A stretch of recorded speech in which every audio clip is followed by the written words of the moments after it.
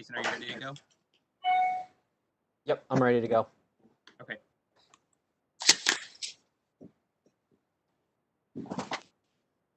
Hey, Rick, just let us know when you're good.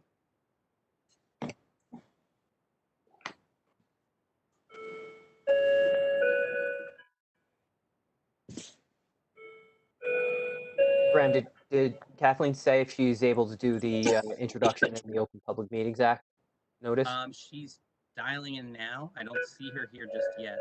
All right, let me grab my my notebook in case I need to do it.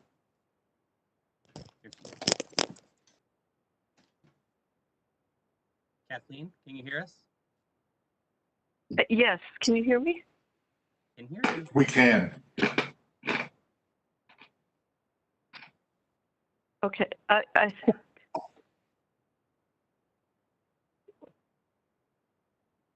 think did it go dead? Nope, we can still hear you, just no one's saying anything. Jason asked if you wanted to do the meeting intro or if you wanted him to. Maybe Jason, because I can barely hear you. Maybe Jason should start, and I will try to get on going through the agenda. Okay? Okay. Okay. All right. Give me 1 second. Kathleen, Yeah. you use the HPC meet-9-24 password. I'm sorry, say that again. I can't really hear you. There's a different password on the agenda. It's HPC meet-9-24. Use that as your password. Okay, I tried that, and it couldn't get. Okay. Let me try it again. I'm gonna get started. Yeah, We're good to go? Go ahead. Okay. This is a regular meeting of the Montclair Historic Preservation Commission. Notice has been given in accordance with the Open Public Meetings Act by posting a copy of the notice on the first floor of the municipal building and by sending a copy to the Montclair Times, Star Ledger, and Herald News. We're commencing this meeting at 8 p.m., about 30 minutes late due to technical difficulties, with the commissioners trying to log in as participants or panelists. It appears as though attendees are logged in and are able to hear and see this meeting. We've gotten some responses on the chat. Mr. Petto, in the event that there are participants that might be watching on YouTube or channel 34, are there any instructions or amendments to the login instructions that you want to provide?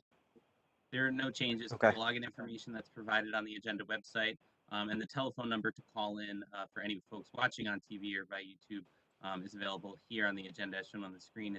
I'll read the number aloud. It's 408-418-9388,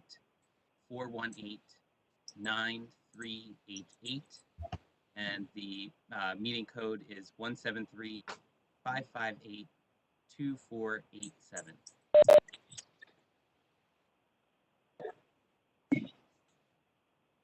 Rick. Yep. So it seems like this was just an issue with the commissioners. So we're going to proceed with the roll call. Mr. Petto, can you call the roll? Sure. Chair Bennett, Yes, via telephone. Mr. Hyman, Present.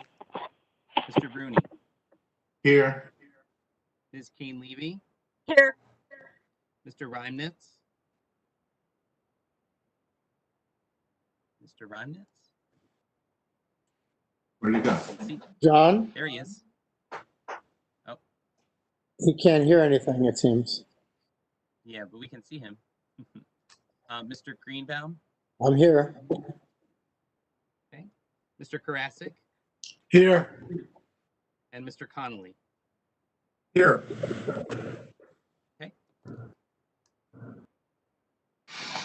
Okay, so the next item on the agenda is the Historic Preservation Awards. I know Kathleen was going to lead the ceremony on that. Kathleen, are you able to?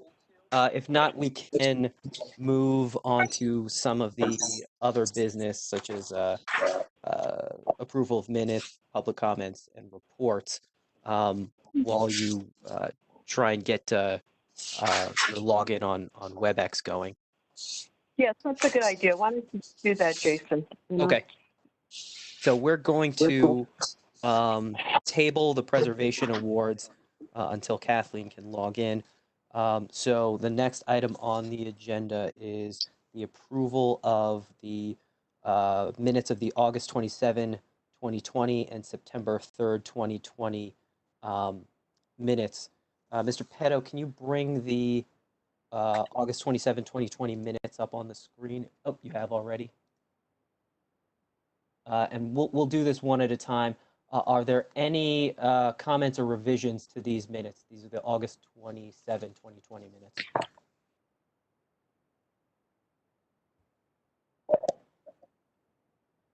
I don't see any. Okay.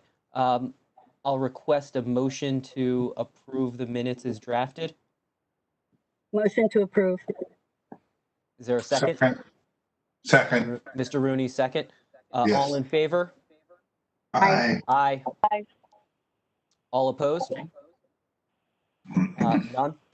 Any abstentions? I abstained because I wasn't present at that particular meeting.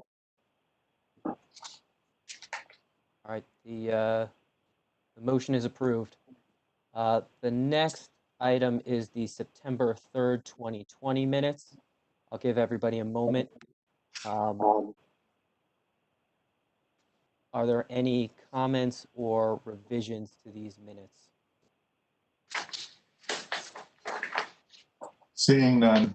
All right, motion to approve is drafted.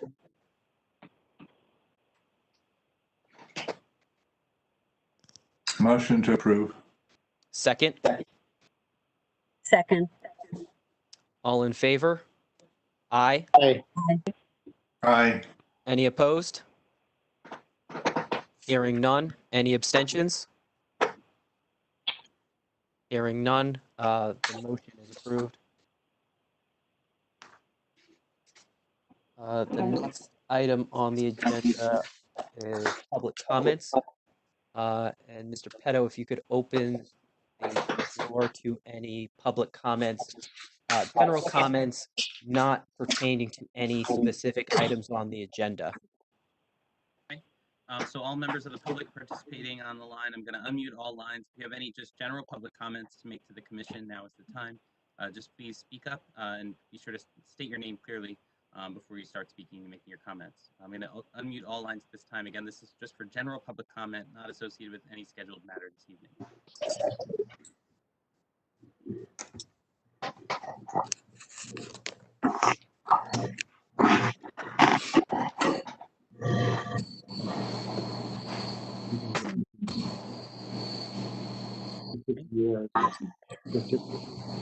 Last chance for any public comment.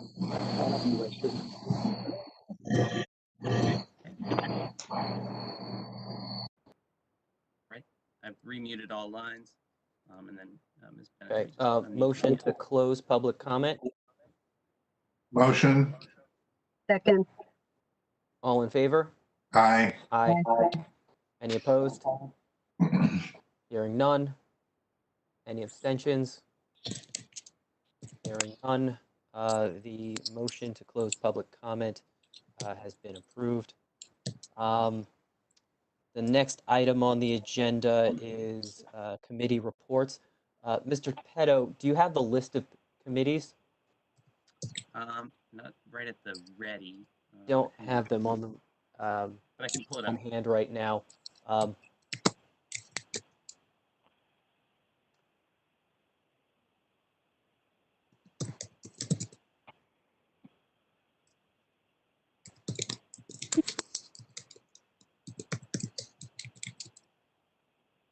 Yes, I do have the list of committees. So the first is the Design Review and Redevelopment Committee. No. No updates on the design review and Yeah, I don't think there's been a meeting since okay. our last meeting. Education and Outreach Committee is Kathleen and Mr. Rooney. I don't think we have any new updates since I can just provide some updates on the grant process. We are working through, as I mentioned previously, the estate area grant is proceeding. We've been awarded the extension through May of next year. We're working now through the contract amendment process with the selected consultant to extend that time to act. And we are also, the grant agreement for our next awarded CLG grant has been authorized and is now going down through Trenton for final signature. We're finalizing the request for proposals, which will be issued shortly for selection of that consultant, and that is to update the residential design standards in our historic design guidelines, and also issue kind of a handy booklet for placement at local hardware stores and other home improvement places in Montclair as a quick reference guide for homeowners and commercial property owners when they're doing updates and repairs to their properties. So that should be proceeding soon. So, Kathleen, did you have anything to add?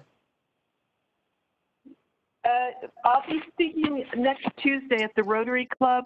They invited me to speak about the HPC and the new demolition law. That's part of outreach. Okay. Very good. Next committee, Mr. Petto? Is landmark nominations. We haven't had any activity for individual landmark nominations of late. Minor applications, we did have one application that was reviewed a couple weeks ago, and then I just sent the minor applications committee an email this afternoon with 2 new applications that we received. We're looking to schedule that meeting probably in the next week, I'd say. Okay. Graham, did you see, I sent you a message just saying that your screen is cropped. I just want to alert you, we can only see line 34 on the draft minutes. This, for any future, whatever you're presenting on your screen, just... Oh, sorry, I paused the sharing. That might be part of it. So. Oh, okay.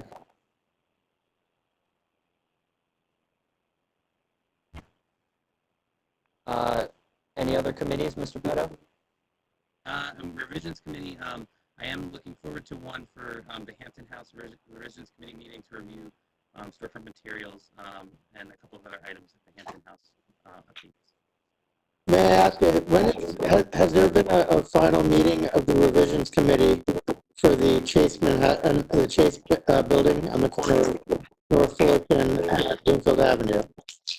No, revisions committee is typically after construction permits are issued and they're nearing selection of final materials for installation. Yeah.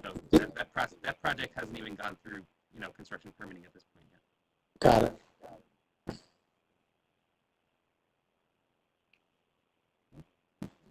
So I think that concludes all of the committee reports. There's no old business. And before we get to new business, I would like to ask Chair Bennett if she is able to start the presentation for the preservation awards, or if she's still having difficulties. Can you hear me? Can you hear me? We can hear you. yes. Because I can't get on to the, it's not allowing me. I tried to join WebEx, but it's not allowing me to do anything. Okay, so if you can hear me, that's good.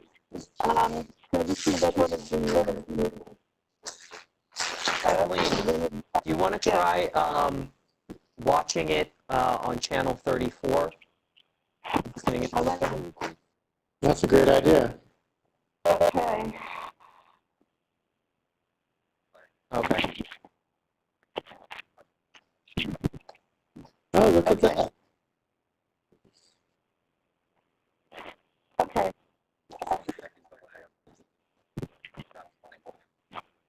Okay. Kathleen, if you could try and watch it on YouTube. Okay. Yeah, YouTube is better. Sorry. I'll try it on YouTube. Use the sound from your phone. Don't use the sound from YouTube.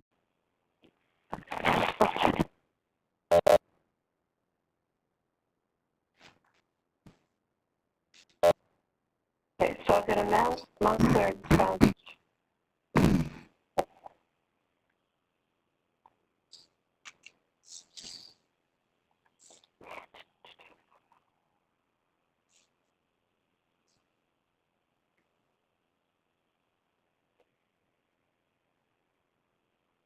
Hold on.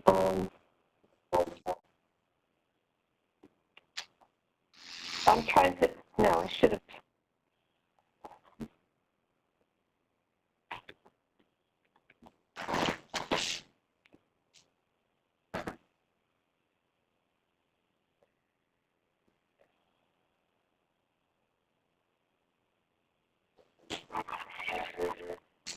Let's move on.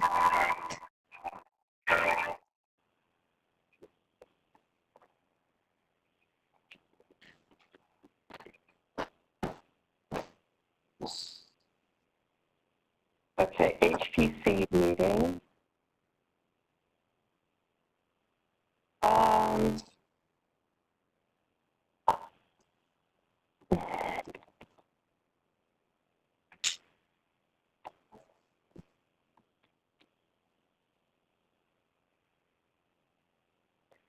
Okay, here we go. Okay, I have it up on the screen then. Thank you. Okay. So, good evening, everyone. Sorry for the delay. We're pleased to announce tonight is the awarding of the 2020 Historic Preservation Award. This has been delayed due to the COVID pandemic crisis. Usually our awards are awarded in the month of May, which is the preservation month. But we're shouldering on, and we'd like to thank everybody who was part of this process.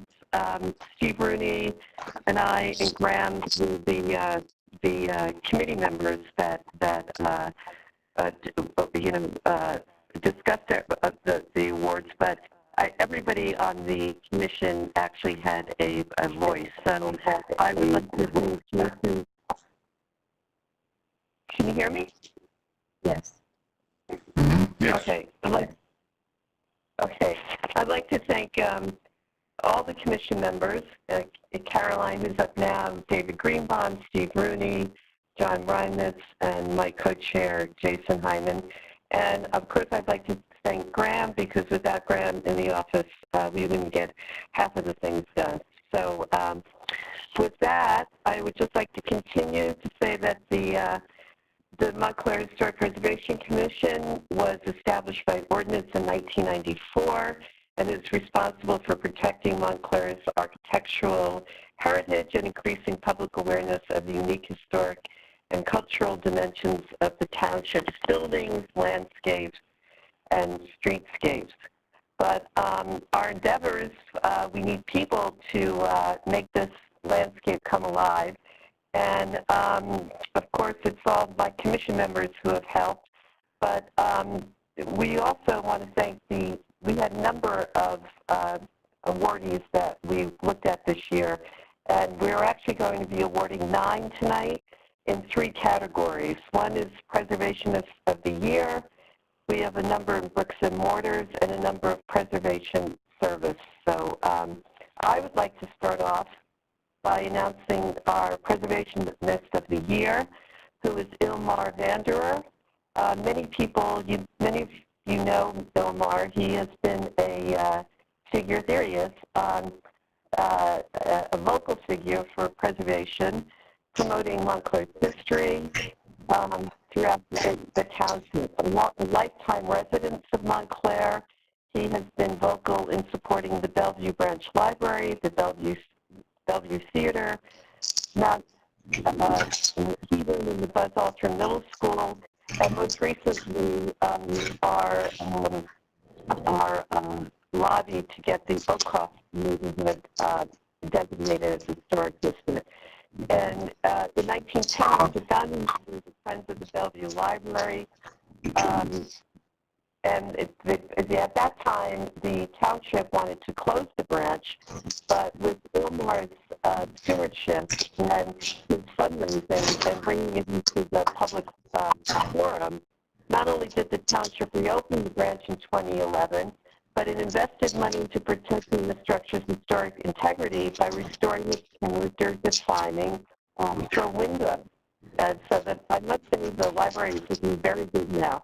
But not only has he been an active and vocal proponent of the library, he has also been dedicated and has a deep enthusiasm for our hometown hero, Mr. Buzz Aldrin. And in March 2015, he joined the Man on the Moon Committee, which had the goal of renaming Mount Hebron Middle School in honor of Buzz Aldrin. Not only did it continue his work in Montclair, he was very active in supporting efforts still going on, I must say, about the Bellevue Theater. So when this beloved community landmark suddenly closed in November 2017, he quickly responded by creating the Save the Montclair's historic Bellevue Theater face page. Less visibly, he took a lead role as a volunteer matchmaker, working with the theater's owner to find a new tenant or buyer to reanimate the darkened theater.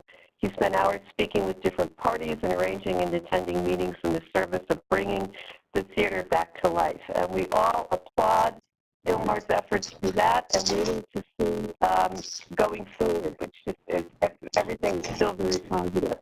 But not only does he do work in the commercial of Montclair, Upper Montclair, but as a resident of Montclair's historic Oakcroft for half a century, he certainly knows what makes his early 20th century suburban commuter neighborhood architecturally cohesive and historically rich. He also understands the benefit of protecting those qualities by having the neighborhood designated a local historic district, which he fought very diligently. And we had a good conversation, and lots of opinions came out on both sides. And I think Ilmar was a very positive force in that as well.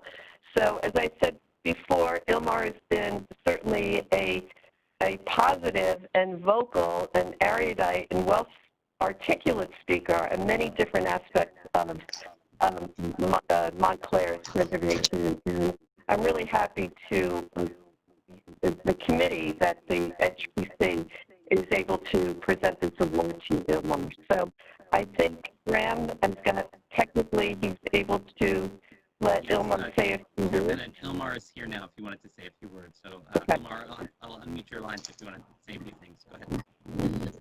Good evening. Thank you, Kathleen. Can everyone hear me? We can hear you.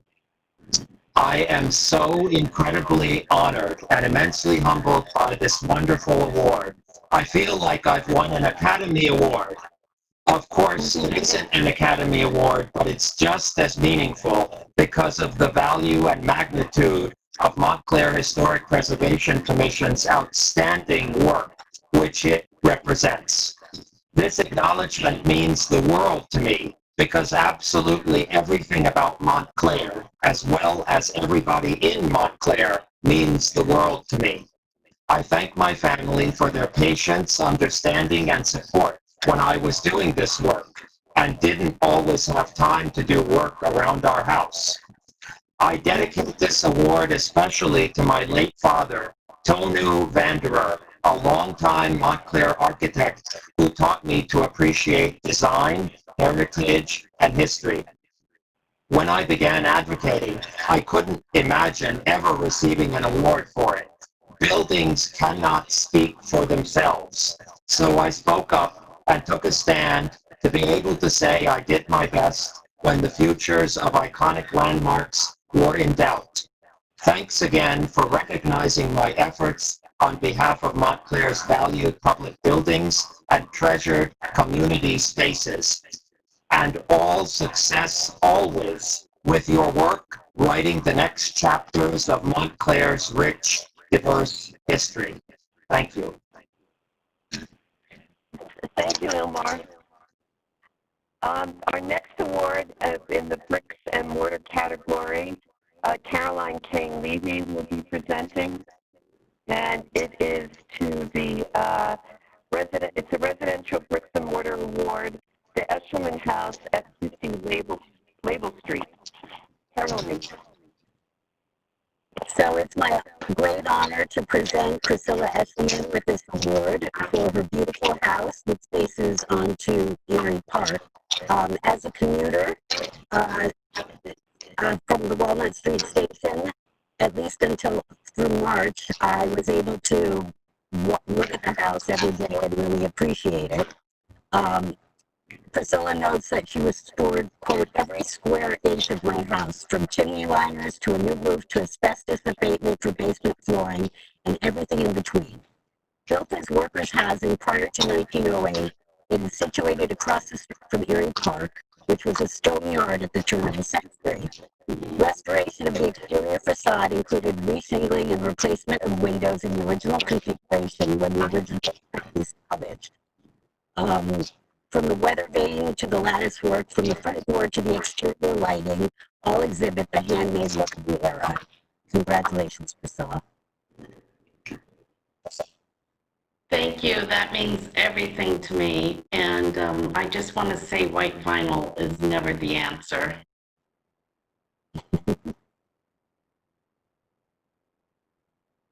And I should say I had so many talented people help me, and I'd be very happy to pass along my contacts from Brothers Masonry, who built the stone wall. It's a dry stacked wall. Amy Wax did a historic color paint scheme for me. We used a palette from 1917. Frank at Gutter World, he is an artist, and I just love what he did with my copper colored gutters. It's like jewelry on the house. Carmine D'Allegro was so nice, taking my design for the banister and executing it.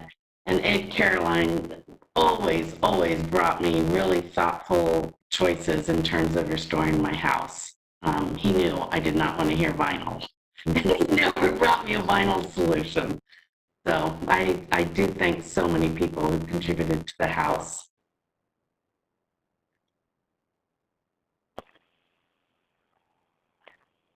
Thank you, Priscilla. Next up, we have under bricks and mortar, mixed use is 256 Park Street, the new building known as the Westerly. And David Greenbaum will be speaking about this.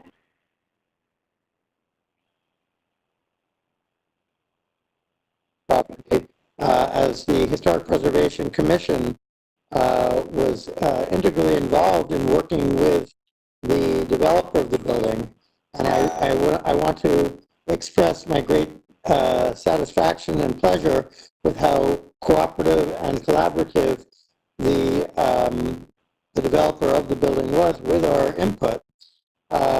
This is an interesting site to create a mixed-use property that is significantly greater in scale than many of the adjacent properties. But with a lot of feedback and discussion among the commissioners and the developer, the applicant, a lot of good ideas came about. Specifically, the building has a beautiful break front, so it has an interesting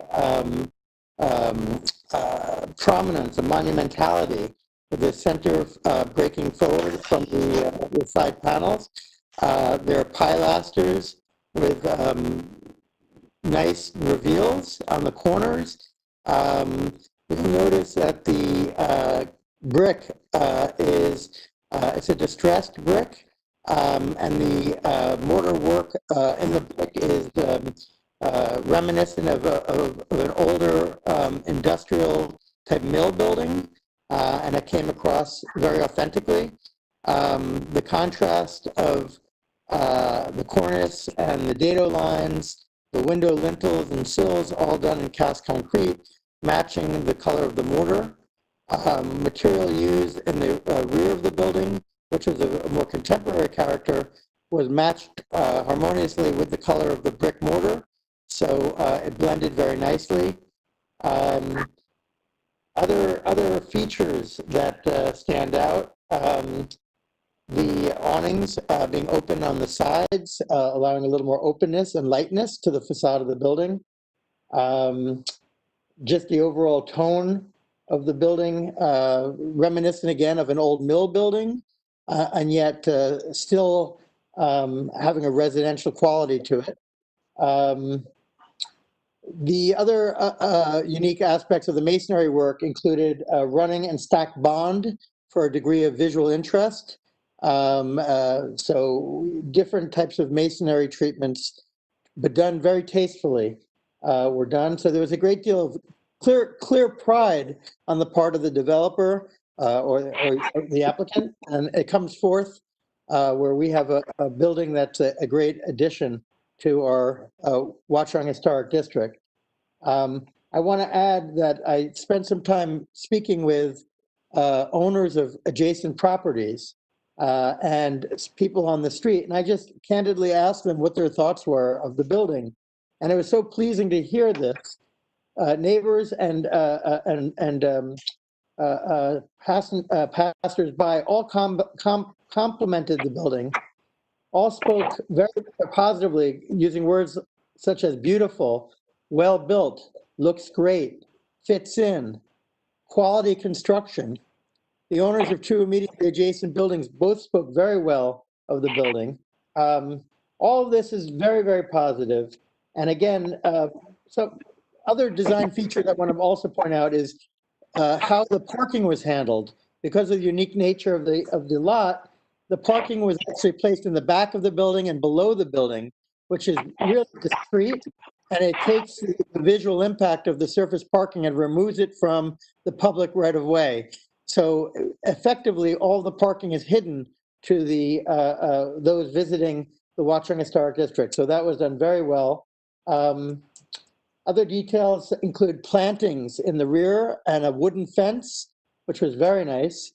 It was very nice not to see somebody use a vinyl fence or a metal woven fence. So a wooden fence with beautiful plantings and lawns and river stones. So there were a lot of very nice features and details that were very thoughtfully selected and put into place. And all of this comes together with just a very successful, very attractive new addition to the Watchung District. I want to add as conclusion, the lessons learned here are that the applicant was open and receptive, as intentions spoke of very good faith towards doing the right thing and trying to create something that enhances and is harmonious with the district. And I think that the receptiveness to our constructive feedback brought about a great deal of success. And I would wish the developer and applicant great success with this property. And I hope it represents a very strong precedent for future development in our historic commercial districts. Thank you, David. I see Mr. Paul Sionis is on, who's the architect of this project. Do you want to say a few words, Brian Paul? Mazzi is also. I do, and I think, Graham, is Brian here also? Yes, Brian's here. I just unmuted his line too, Brian. Okay, I think Brian might want to speak first. Yes, Graham, can you hear me?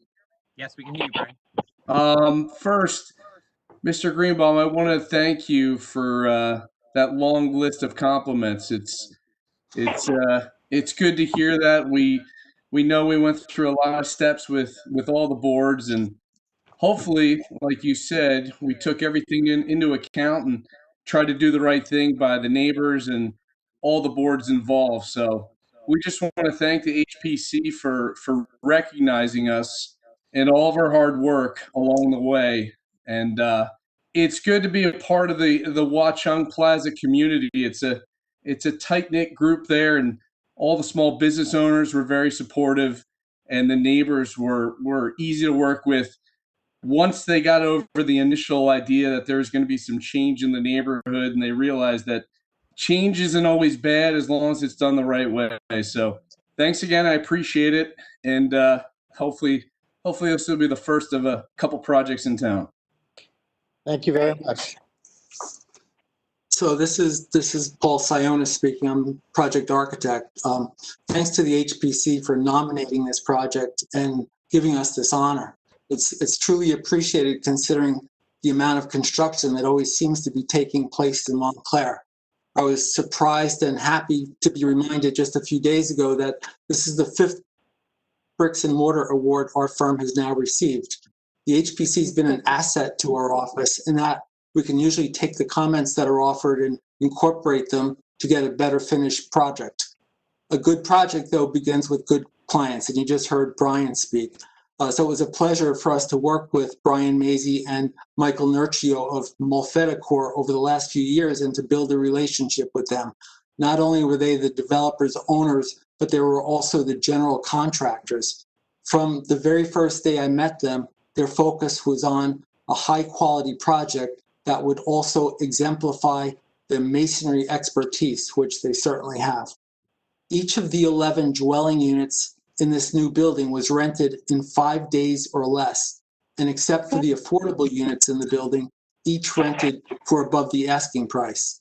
Notably, this is the first project in the 2nd Ward of Montclair to provide affordable dwelling units.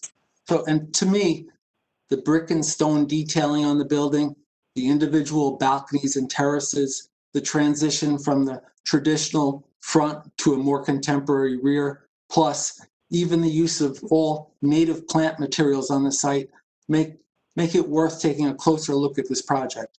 So thank you for the award, and I hope we can be invited back to this event again. Thank you. Thank you, Thanks, Paul. Paul. Thank you, David. Thank you, Brian. Our next event, our next award is a commercial award, bricks and mortar for the Shade Store at 513 Bloomfield Avenue. And John Remnitz is going to say a few words about that. Are you still there, John? There you go. Okay. I am. Can you hear me? Yeah. Yes. Oh, great. Okay. The Shade Store, a national franchise, recently opened a retail store in the town center historic district in Montclair. They took a tired old storefront and transformed it into a brand identifying facade while working with the HPC to ensure that the new storefront conformed to the district guidelines. Kathleen and I met there many times with the designers and the owner's rep, and they worked with us, and I think at the end of the day, they ended up with, thanks to their expertise, a great store facade. Employing the company's distinctive branding look, they faced the non-original facade with aluminum panels and used brushed steel, edge-lit letters in dark bronze finish to identify their location. Unearthing the existing facade, they confirmed that none of the original remained before commencing with work. Their message of mass customization with a national reach continues into the interior, which is light and airy. It is a successful example of how a nationally recognized company worked with the local HPC to revitalize a historic building's facade. Thanks. Thank you, John. I don't believe we have anyone here from the company, do we, Graham? Yeah, that's correct. I don't believe anyone is here representing the Shade Store. Okay. Our next Bricks and Mortars Award, also commercial, is for Faubourg, the restaurant at 544 Bloomfield Avenue. And Caroline is going to present this. Okay. Restaurateurs Dominique Paulin, I hope I'm pronouncing it correctly, and Oliver Muller have taken a former mid-century bank building on Bloomfield Avenue and transformed it into a lively and chic dining spot in the town center historic district. Capitalizing on an adjoining exterior patio, the restaurant spills into bi-level garden space complete with a water feature. And I want to say what a welcome addition it is to Bloomfield Avenue dining. I was able to visit a couple times this summer, and especially during the times of COVID, it was just such a pleasure to have it in town. The food was also delicious. On the interior, metal, wood, and glass accents combined to create a modern ambiance with a French accent. Care was taken to clean the brick facades and maintain the original window openings. This adaptive reuse project within the historic districts demonstrates the success of renovating, restoring, and reusing a historic building. The modern vibe works perfectly with the circa 1948 exterior, both inside and out. The Bricks and Mortar Award demonstrates the successful result of entrepreneurs, architects, landscape, and interior designers in the historic district. Congratulations. Thank you, Caroline. Do we have anyone here from the I restaurant? don't see any representative from the restaurant present this evening, I'm sure. They're No. busy Okay, tonight. so we'll move on to our next awardee, which is also commercial bricks and mortar. It's Paper Plane Coffee at 194 Claremont Avenue. And Mr. Reimnitz will be presented. There you go. Okay, John, Okay. you're up. Sure. Doesn't this look great? The Paper Plane Coffee Company opened in September 2019 in a circa 1928 Gothic Revival commercial building developed in the 1920s by the Chancellor Development Corporation of Newark. This project preserved and maintained the largely original exterior with respect for its design integrity and materials. On the interior, it enhanced the historic features that give the space character. Overall, the revitalized storefront has added vibrancy to the building and elevated its historic character. Good job. Graham, do we have anyone here from Paper Yes, we Plane? do have representatives. I'm going to bring them up so that we can speak with them. We have Francis Klein and then also Jonathan. I don't know how to pronounce your last name, Jonathan, but you're unmuted now, so you can tell us. Echeverry? It's all right. Everybody has a problem. It's Echeverry. It's Echeverry. exactly Oh. how it looks. But yeah, it's always been a nightmare.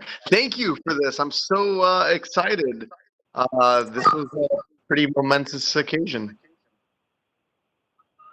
And Jonathan, just for the benefit of the commission, you're from Paper Plane, correct?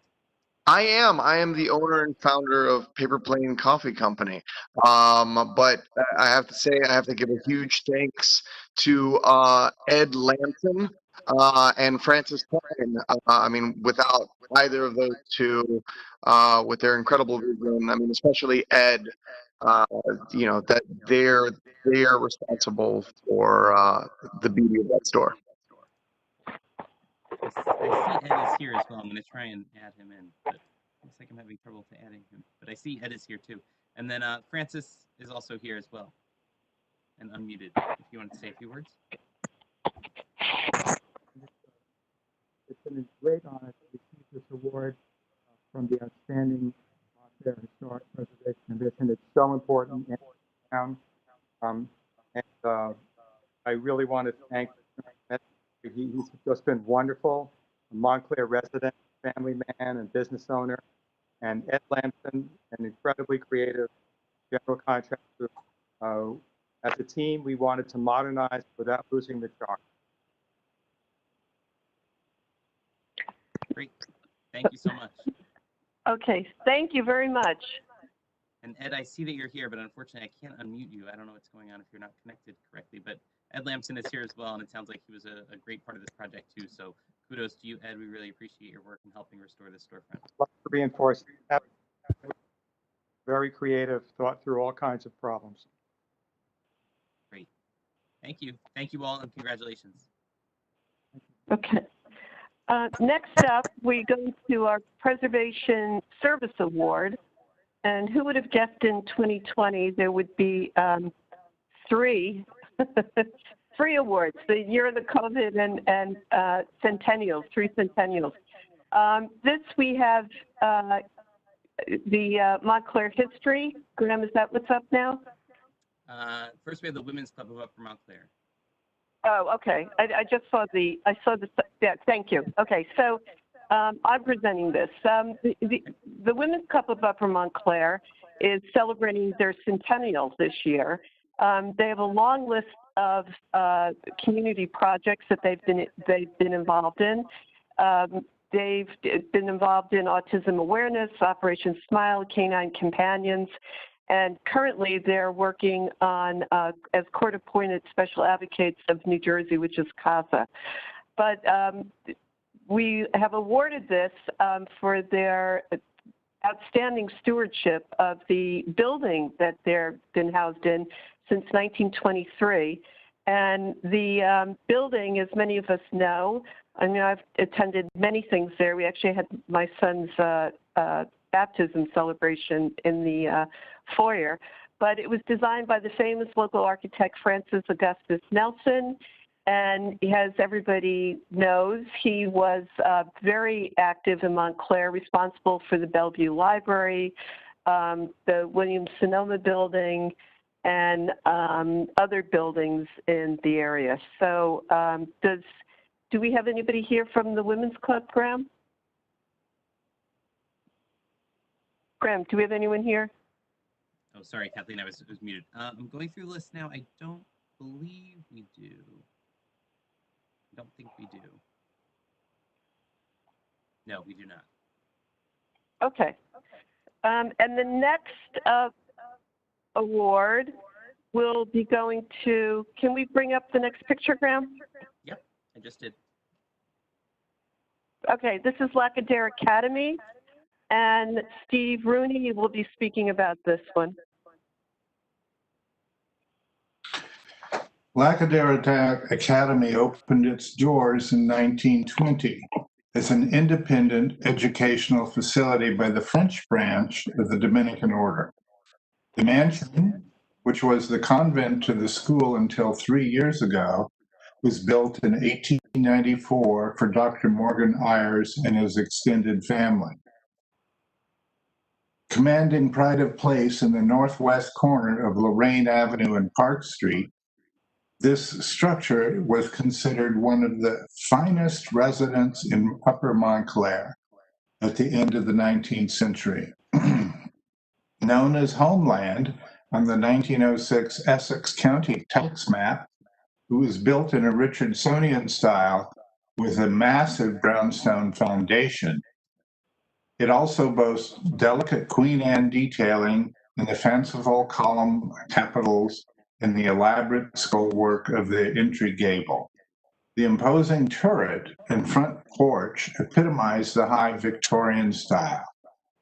The grand entrance hall is fitted with mahogany spindles, fretwork, stained glass, and a staircase engelnook. The Dominican sisters have been faithful stewards in their maintenance of the house, carriage house, and the grounds. In this year of the 100th anniversary of the founding of the school and the 125th year of the creation of this magnificent mansion, it is fitting we acknowledge their dedication with the Preservation Service Award. Congratulations. Thank you. Is anyone here from Lackadair? Yeah, we have Christine James. Christine, I'm going to unmute you. You're now on the line with the commission. Okay, wonderful. Thank you to the commission. As chair of the Board of Trustees and an alum of the school who graduated on those steps, I am very proud of this award, and the school and the sisters appreciate their acknowledgement, and we look forward to the next 100 years. So do we. Congratulations. Our next award, unfortunately, is to the awarded to the Montclair History Center, and one of the programs. Okay, one of the programs, interesting programs that they. We're getting some static on your end. I don't know if you've done anything different, but we're having a little bit of difficulty hearing you. Is that better now? That's a little better, yes. Okay, so Jason, Vice Chair Jason Hyman will present this award to the Montclair History Center for their outstanding program that they did on the women's suffragette movement. It was an online lecture. Go ahead, Jason. Thank you. So as Chair Bennett said, that this award goes to the Montclair History Center for their 100 Years of Women's Suffrage program. The age of COVID-19 restrictions did not deter the Montclair History Center from celebrating the 100th anniversary of the women's suffrage movement, combining an online lecture, a blog posted on their website, and a magazine article in a local journal. The History Center celebrates the women's fight to vote movement of the 1920s and brings it forward to our era. Research based on the History Center's archives highlight the local owners of the movement within the Montclair Equal Suffrage League. Lucy Stone, who lived at 118 North Mountain Avenue and created the National Women's Suffrage Association in 1869, was not the only suffragette to have lived here in Montclair. This local involvement makes it especially significant to understanding the nascent tenets of the movement. The History Center has done an outstanding job in presenting this important narrative in the various formats available in our town. Mr. Petto, is there any one from the History Center to accept the award or to say a few words?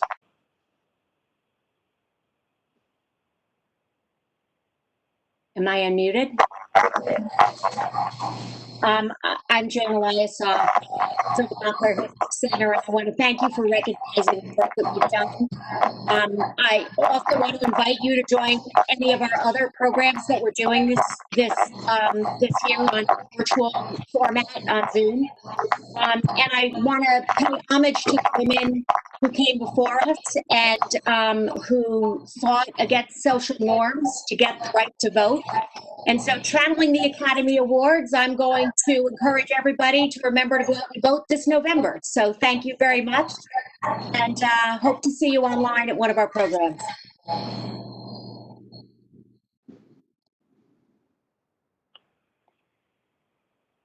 Thank you, Jane. Thank you, Jane.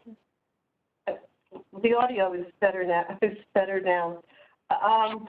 So that concludes our awards for this year of 2020. Interesting year in many different aspects. And thank you to everybody that helped make this possible. And of course, congratulations to all the recipients. And we look forward to next year. These things that have been going on have been getting better and better every year. So with that, we'll go on to our next order of business, which is the new business. Graham, is there any, the audio the feedback is very staticky. Is there any way to tone that down?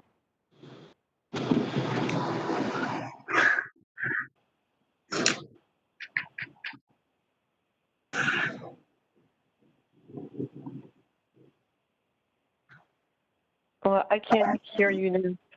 Jason, do you want to take over for now? Because it's very difficult. I can't hear anybody. Give me one moment.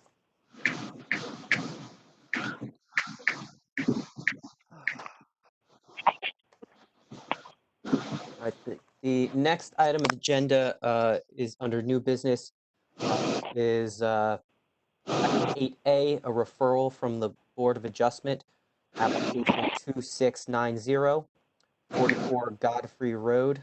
The applicant is Matthew Nowak.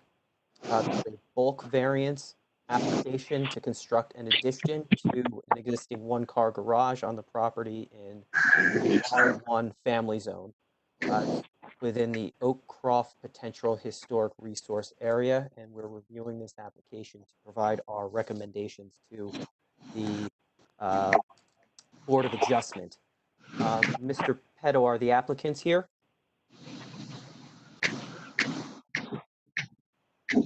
And while you bring them up, Graham, I'm just going to go over the additional introduction from your planning report. So this application concerns a corner property located on the southeastern corner of the intersection of North Mountain Avenue and Godfrey Road. The property is currently developed with a 2-story single-family dwelling with a 1-car detached garage. The property is approximately 11,000 square feet, with about 75 feet of frontage along North Mountain Avenue and 34 feet of frontage along Godfrey Road.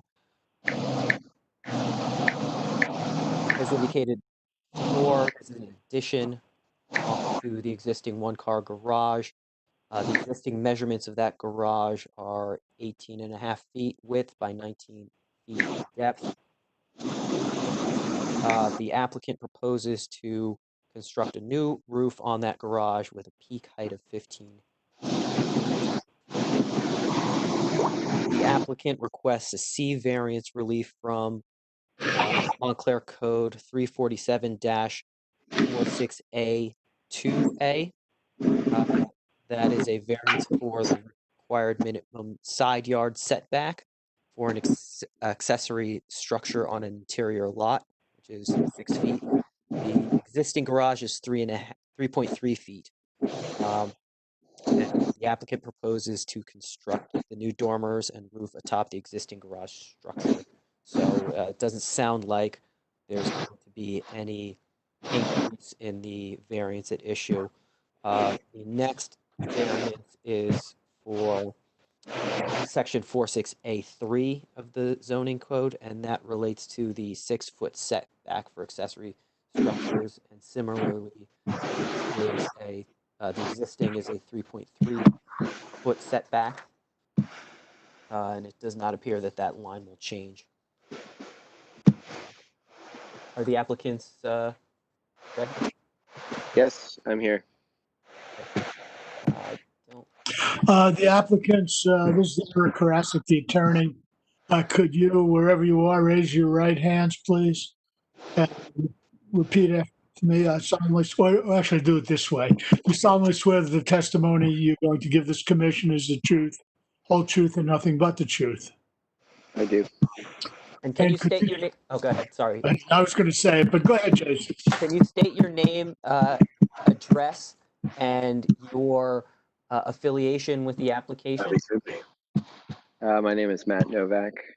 I live at 44 Godfrey Road in Montclair, and I am the applicant. Mr. Nowak, I don't know if you can see what Mr. Petto has shared on the screen. I can. Okay, great. So if you just want to give a brief overview of the application, your requested variance, and any other details that you believe are relevant to the commission. Just to give you an idea, our purview has to do primarily with the visibility of the structure from public right-of-ways. Yes, understood. Our house is a 1918 house, and our garage structure next to it, I think, has been built a number of years after that. The inside is all concrete block with what seems to be a poured concrete and rebar ceiling. Frankly, it's built quite like a bunker. It seems like there have been windows that might have been closed up over the years. We've developed a moisture problem over the years. Anything that's kept in the garage mildews pretty quickly. There's really no ventilation at all. And the way that the drainage system seems to work, it gets water under the garage door. So we're hoping to fix that problem, replace the vinyl siding on the outside of the garage with appropriate siding to match the house in wood, paint it the same color, gain a little bit of elevation straight up while keeping the concrete block walls to gain a little bit of storage and complete a structure that sort of matches the shape of the house. I think we'll put a window in the back and a ridge vent along the spine of the peak of the roof to aid in ventilation, and that's about it.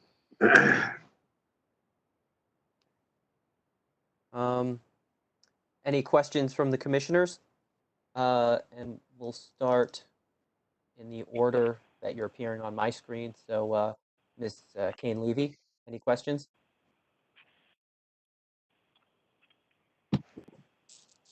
No questions from me. Mr. Reinitz?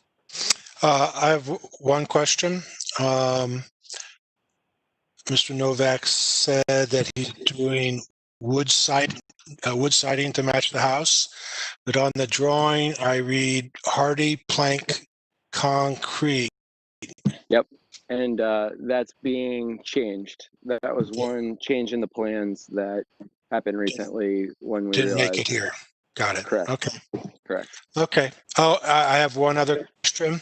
What this doesn't show is one of the main elements of doing something like this is the garage door.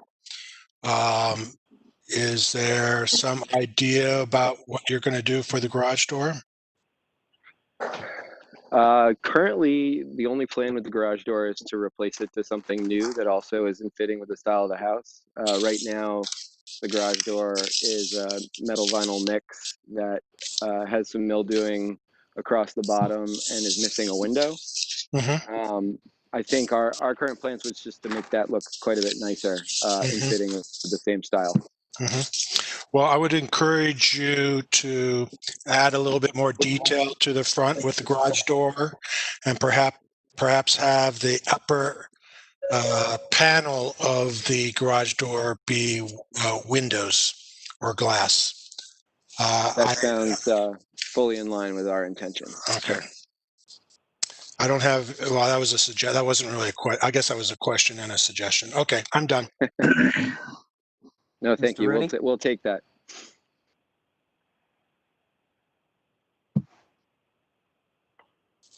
I have no questions. Mr. Greenbaum?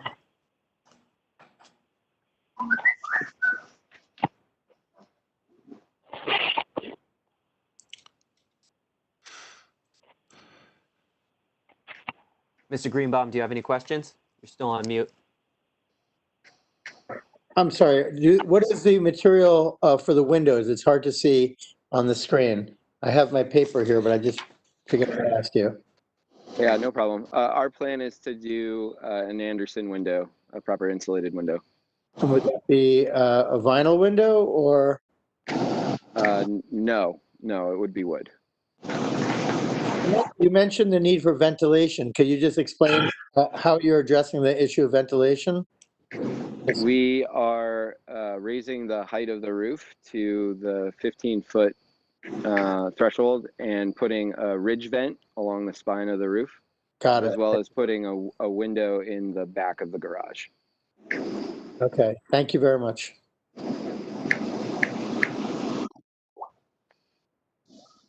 That's it. Mr.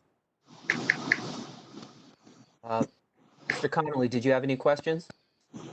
I did not have any questions. I did review the drawings and I did prepare my review. Everybody, I believe, does have my review. And actually, the owner responded to all of my questions regarding the project, and I was okay with his responses. So if everybody else is fine with it, yeah. Kathleen, did you have any questions? No, I don't. Okay. I'll open the floor to questions and comments from the public.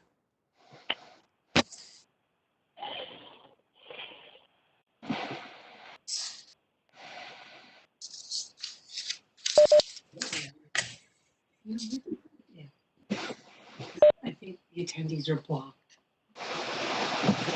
I go to attendees. Graham, we can't hear you.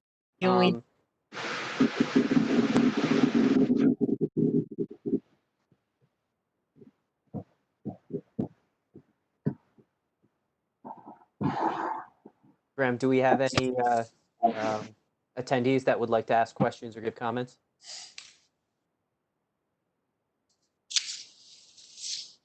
Okay. I'll take that as a no, Graham. We lost your audio, by the way. Okay. So I will move on to comments from the commissioners. Ms. Kane-Levy? Can you hear me? Am I muted or? No, I can hear you. You can hear me. I think this is an appropriate solution for a roof, and it's an improvement over what's there, and it's completely consistent with garages throughout Montclair, so I can approve. Can you go back to the picture, Graham? Thank you. Mr. Reinitz? Yeah, I have one comment related, ultimately more useful to raise the window in the back, if nothing else, to get something under it. I see you have an attic ladder there, but my suggestion would be to raise the head of the window to match the head of the garage door. Thank you very much. We'll absolutely look at that. The property behind the window actually has an elevation that is descending at that point. So ground level is actually a little bit, maybe a foot and a half below where you might expect it to be, given the way that the property lines work. But we'll absolutely have a look at that. Thank you. Okay. I don't have any other comments. I think this is a big improvement. Mr. Rooney? I have no comments. I think it's a nice improvement. I'd be interested to find out the history of the garage, why in the world they put in a concrete roof. But that's it. Go ahead and build this thing. Thank you. I share that interest, and I will find a way of relaying that back if I uncover it. Mr. Greenbaum? The only comment I'd like to make is, this is my own personal opinion, I would encourage you to think about on the corners of the building, maybe, and again, I don't have the main house in sight here, but to have pilasters or just a little bit of a wider vertical element. I don't know if you're planning on doing any kind of contrast or if it's just going to be the same paint color, but it would be, I think, nice to have a little bit of a wider board on the corners, perhaps with a recessed panel. Graham, can we see the house, picture of the house? It's in the property, it's in the documents we got. Yep. Yeah. Obviously you want to harmonize with the house, but if you just might want to think about the wider pilaster on the corners. I think it would might enhance the structure. I think, David, there are no corner boards on the existing house. Is that right, Mr. Nowak? It looks like the siding or is it cedar shingles on the existing house or siding? It's not shingles. It's 10-inch clapboard. And does it just turn the corner, or is there a corner board, vertical corner board? It just turns the corner. Yeah. See, I would tend to match the house and not do the corner board. I agree. I didn't have access to that picture, but the contrasting of the light, the cream or the white against the blue. However, it might be nice to reflect that. We will. I think we'll probably keep the main structure the same color as the house and match the trim to the white along with the garage door. What about turning the corner the same way that the existing house does? Can you do the intention? Yep. Okay. With the shingle? You mean with the clapboard? Clapboard, yeah. Correct, yes. Right, because in the drawing, you do have a vertical element there, but here you don't. So maybe, like John's pointing out, maybe you want to be consistent. If we can absolutely modify the drawing to do that. It was the intention to be to match or to look like it belonged. Yeah. Okay. Thank you. Jason, I have a comment. This is Kathleen. Yep. Go right ahead. I noticed on the drawings that you have two side, as far as lighting is concerned, you have two side lights that are on either side of the door. I just want to make sure that those are the only two. We're seeing a lot of garages and outbuildings that have more lights put on them. So I just want to, confirm that you're only looking at two on either side of the garage door. Correct. That's our intention. Okay. Graham, may I just add one other comment? Graham? Oh, I don't know if Go ahead, David.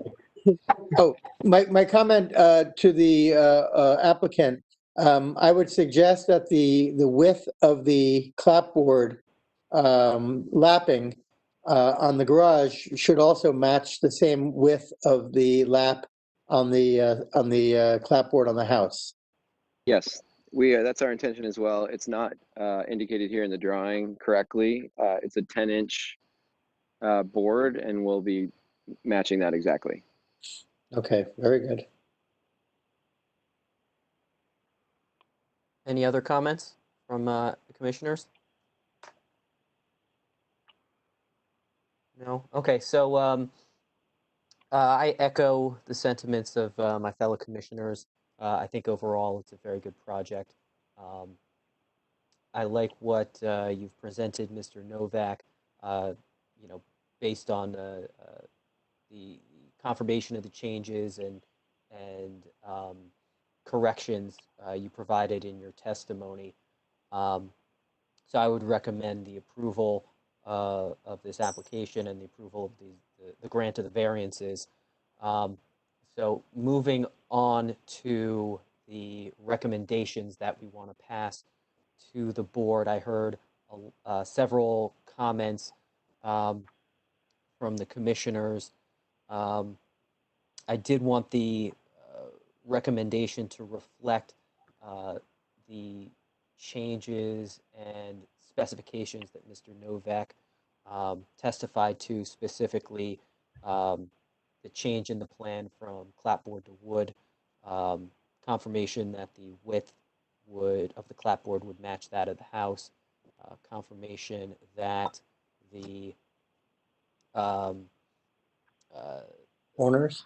the corners would match that of the house, confirmation that there would be just 2 lights on either side of the door, confirmation of the wood window, and then so that's the list I had, and then I had the 2 suggestions.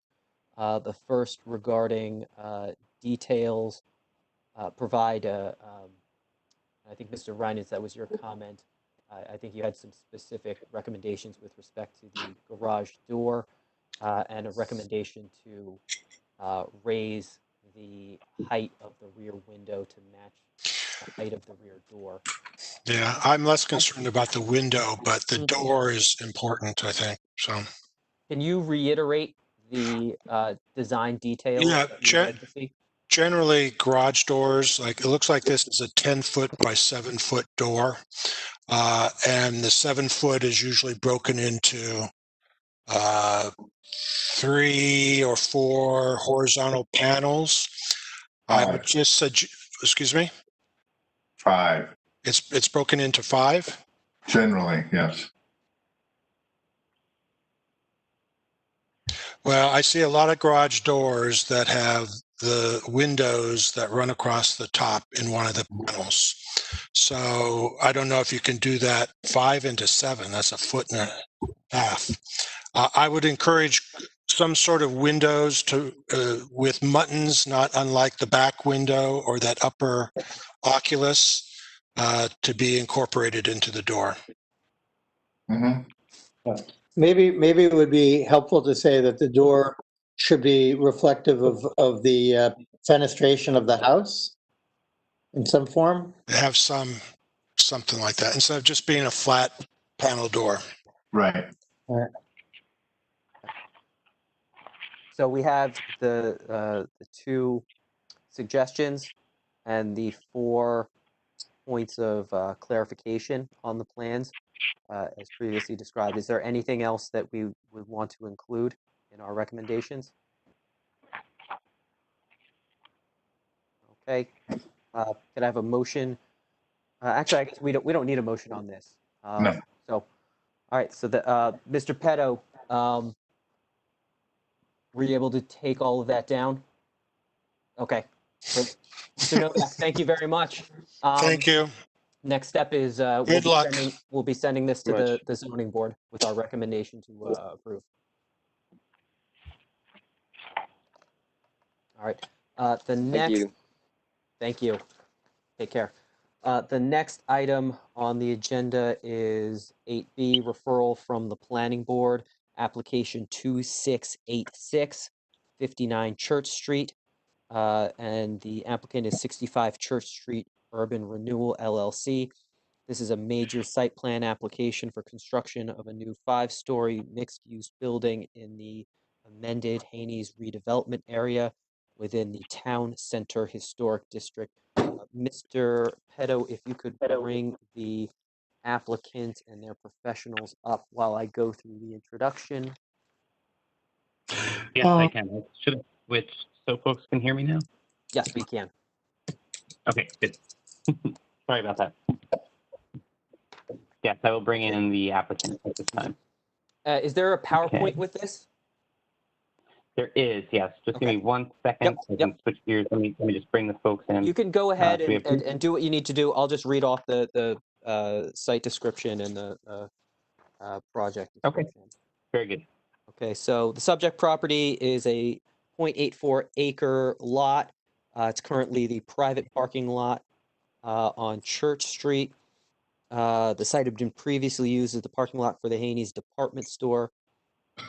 There is a booth for a parking attendant. Along the western property line is a hedgerow, 2 large mature shade trees, a railroad tie wall, and a utility pole with a floodlight. Along the rear of the property are overhead utility wires and a chain link fence. According to the survey, there is a window well easement running along the eastern side of the property. To the west of the lot is the Unitarian Church, and to the north and east are the retail and office uses that front onto Bloomfield Avenue and South Park Street, respectively. The Sienna mixed-use project and a church are located to the south of the property. The applicant proposes to build a 5-story mixed-use building consisting of 74 apartments, 8 affordable housing units, and 3,936 square feet of retail space. There's a 2-level parking deck that's going to be provided, which will 112 parking spaces with a gated entry station. There will also be a 2,773 square foot plaza measuring 80 feet in depth and 34.67 feet in width. That'll be provided at the southeast corner of the building fronting Church Street.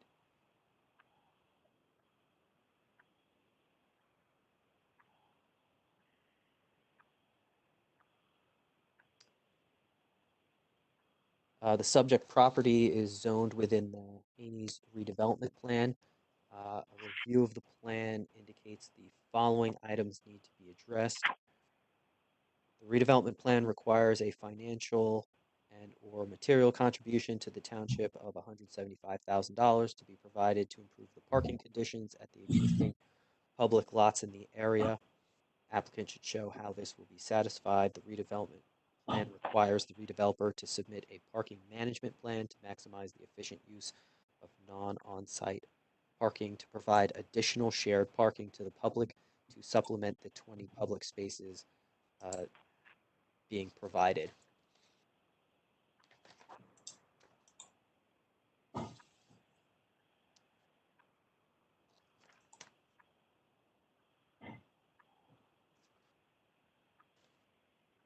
The redevelopment plan requires that there be 2 electric charging stations,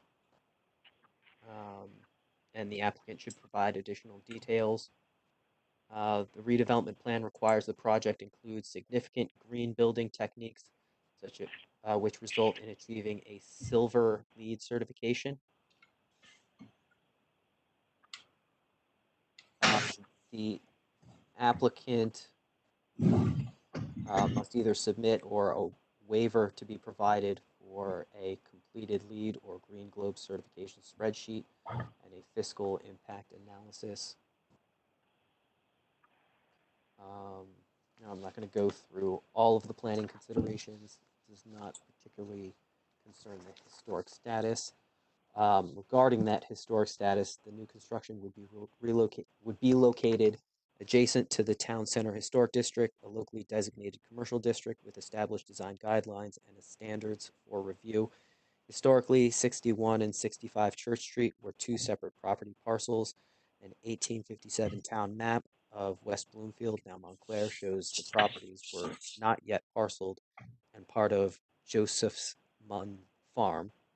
No buildings existed on the farm except for the 1802 Mun Tavern, which survives to this day. Historic photos show the two large wooden single-family colonial revival residences, probably dating from the late 1870s to the 1800s. The Montclair Town Building Department Archives corroborate these findings and demonstrate permits were being filed for the two houses as long as the records have existed.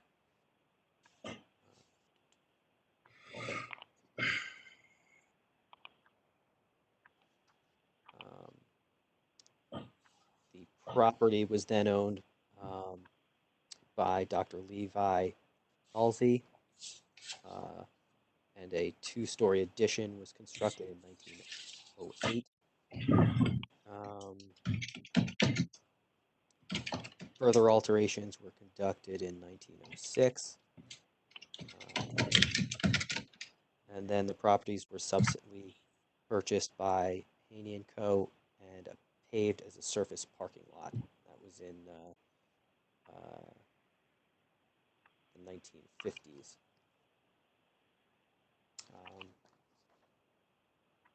And then the remainder of the report goes into the considerations of the development, which we'll get into once we hear the applicant's presentation and go into questions.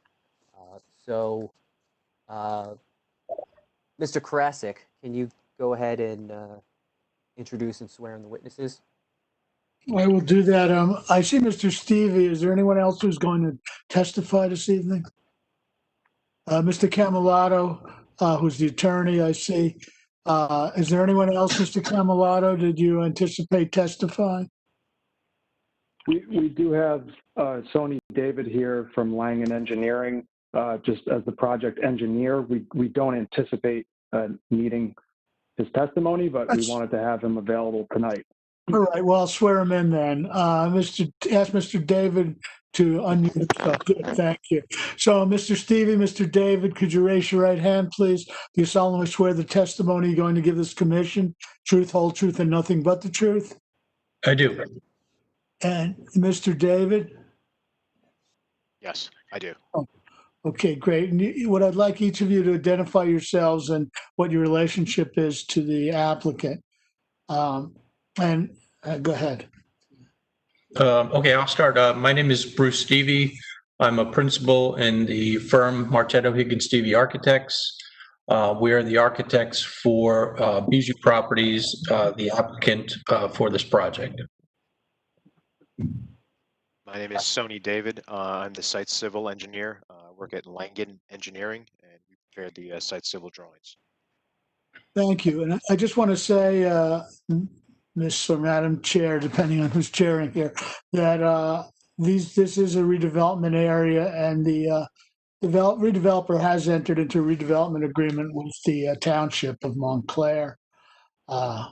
And the plan, which is the subject of the land use requirements, has been amended several times over since the Haynes building closed down, the Haynes store, which was the original use here, at least in the recent future. This was a parking lot for the Haynes building.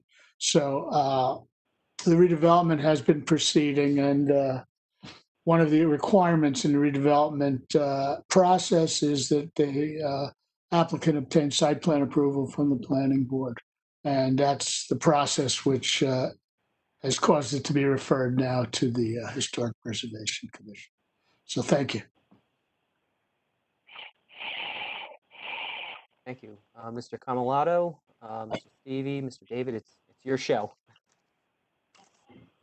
Good evening, Commission, board members. Thank you, Vice Chair. This is Andrew Camalato. I'm with Gibbons PC in Newark, representing the applicant here, which is 65 Church Street Urban Renewal LLC, which is an affiliate of Bijou Properties. The first thing I'd just like to say is I would like to thank Graham and Janice for the help they've given. I know it's been challenging to do these type of events, and I certainly don't envy Graham trying to pull this off tonight. But in addition, the submission of applications is a lot more challenging in this environment, and they've been very gracious and accommodating and working with us. So just appreciate that. So that's the first thing. And then I don't have a lot to add. The Vice Chair's summary was accurate as to all of the things that are required, which we either have satisfied or plan on satisfying, such as the parking contribution as an example. That's required not only by the plan, but also by the redevelopment agreement. I would just, by way of background, this redevelopment plan was specifically amended last year in 2019 for the aim of having this project developed. And there was a lot of input, and it was a very collaborative process with the EDC, the HPC, the planning board, and it was challenging. I credit a lot of it, the results to Bruce Stevie, who I think does a fantastic job. But my point in saying this is one of the big results of that amendment was the requirement for a public plaza in the corner of the property, which Bruce is going to talk about in greater detail. And so we continue to work closely with the professionals. The last thing I would just say is we are, we're referred here, and we are scheduled to appear before the planning board soon. And in conclusion, what I was getting at there is the plan itself has extremely detailed design standards that are specific to this property that we need to adhere to. So that's really why we're here tonight, to discuss that. And without further ado, I'll turn it over to the project architect, Bruce. Great. So Graham, I'm just going to indicate to you when I'm ready to change the slides. And right now I'm going to start with this as slide 1. Again, I'm very happy to be back in Montclair and excited to be presenting this project to your group this evening. We began working on this project in 2017 with our client Bijou Properties. The project as presented complies with the requirements of the redevelopment plan, and it meets all of the intents of the design guidelines established within the redevelopment plan. We've been working with the town professionals as well as various review board professionals, and I will continue to do so as we prepare to bring this project to the planning board for presentation. The next slide. The site is located on Church Street, and it's currently a parking lot with no structural improvements. To the east is the Wedgwood building, which has a commercial use, and to the west, the Unitarian Church, which also includes the former Carnegie Library building. To the north are 1- and 2-story commercial buildings that front on Bloomfield Avenue, and one of those happens to be one of the award winners tonight, and I would like to congratulate them. And that's the Frauberg Restaurant. And to the south is Christ Church and the Sienna mixed-use development. And next slide. We work very closely with the town council, the township planning department, the township's professional consultant, Iris Smith of Smith Marin Architects, who is the author of the design guidelines for the redevelopment plan, and I believe is an attendee at tonight's meeting. We worked with the EDC, the DRC, and this board, the HPC, to arrive at the project that we're presenting tonight. The building form, while rather complex, is a result of all of the input that we received during the information gathering process. And as you can see, it is prescribed by the redevelopment plan itself. The next slide.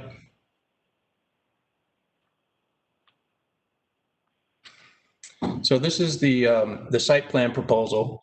And as you can see, it matches the intent of the redevelopment plan, and it builds on the requirements of the redevelopment plan. There is a 3-story portion of the building that fronts on Church Street, and it has a 10-foot step back at the 4th floor. The step back also faces a public plaza to the west side of the property, and this massing blends with the scale of the adjacent Wedgwood building and the Unitarian Church. The building sets back in 2 successive steps on the west-facing facade, providing for more open adjacent space to the Unitarian Church, and it has an open courtyard facing east that reduces the scale and massing of the east-facing building. The next slide. The plaza space on the western portion of the site expands on the existing open lawn of the Unitarian Church, and it allows for better views of that building and the Carnegie Library as well. The open space sets up a transition from the retail character of Church Street to the east to the residential character of Church Street from the roundabout and fountain west. It also provides for a formal space fronting on Christ Church on the opposite side of the street. Next slide. The first building setback responds directly to the primary facade of Christ Church and its bell tower, and the resulting overlay of that area of these 2 axes creates a large programmable plaza, and that's indicated right where Graham's pointing to now. Next slide. The Haynes redevelopment plan has a very comprehensive section of design standards that are all aimed at achieving a very high quality design. And the next slide.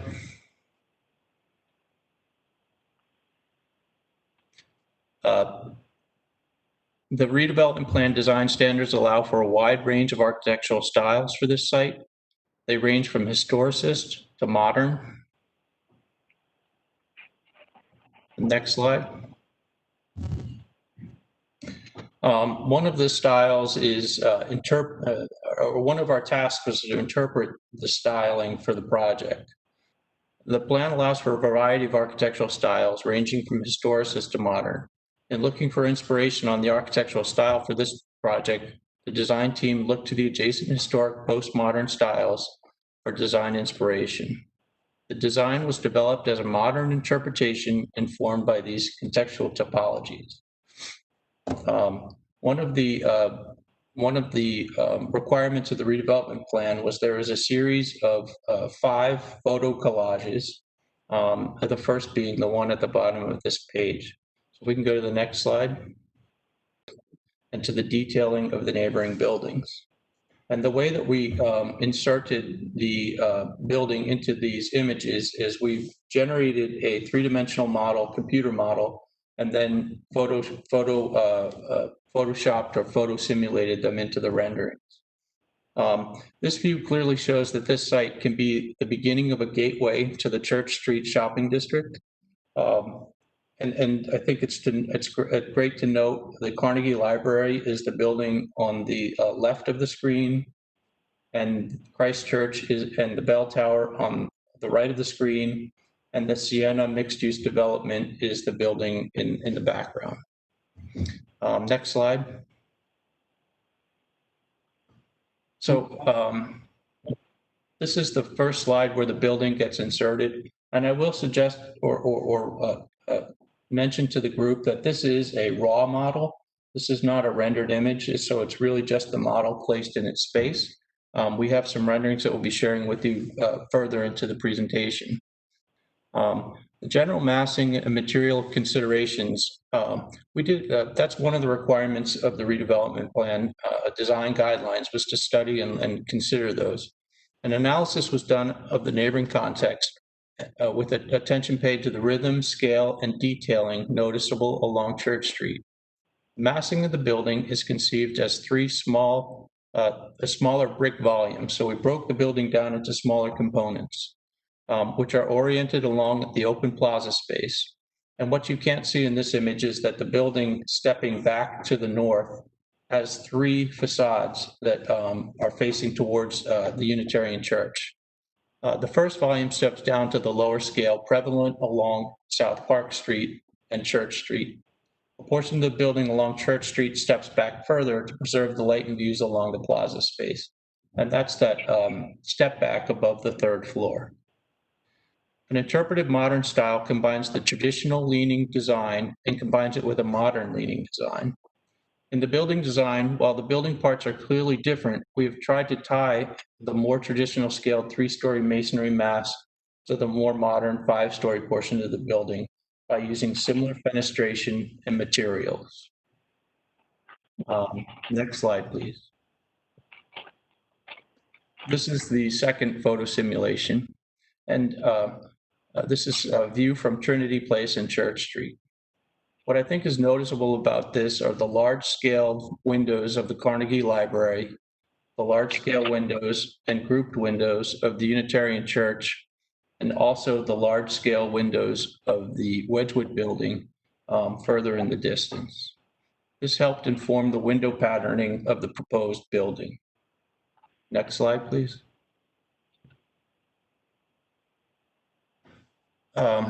By introducing a new programmable plaza, which sites in harmony with the existing streetscape of Church Street, and Church Street is further activated.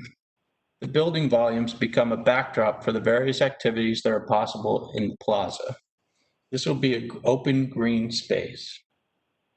Here you can see how the larger windows of the neighboring buildings influence the proposed design.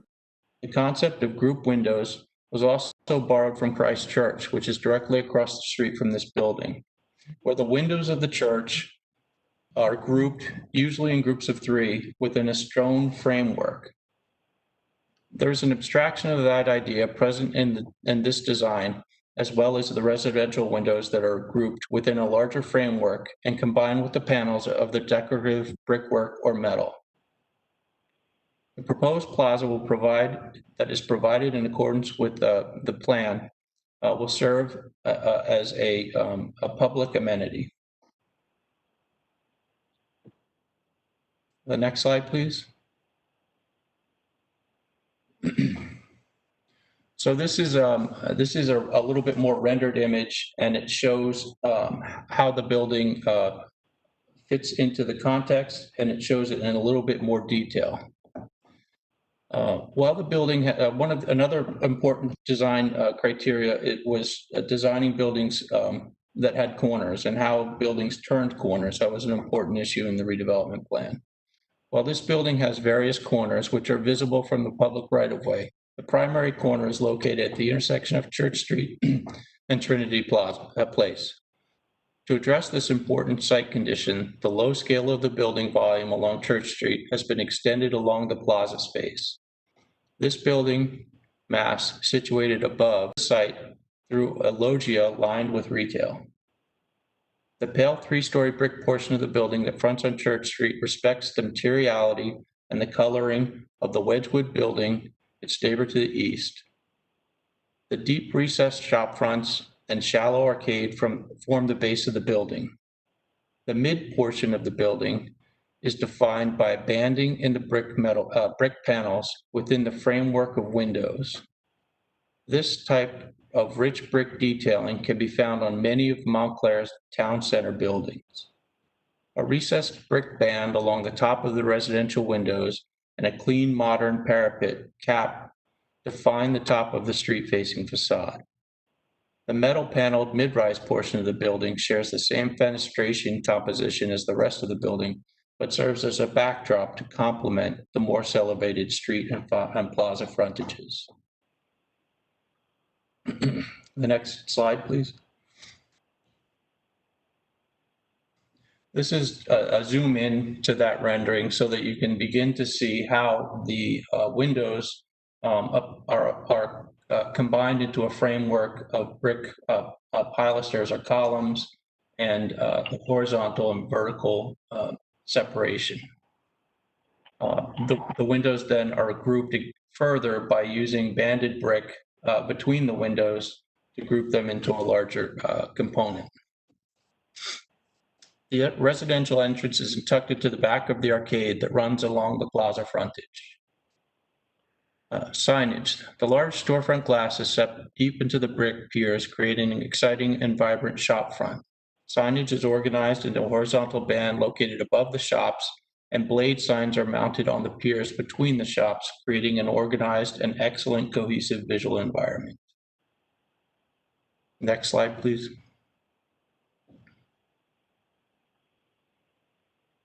This is a view from South Park Street and Church Street looking north.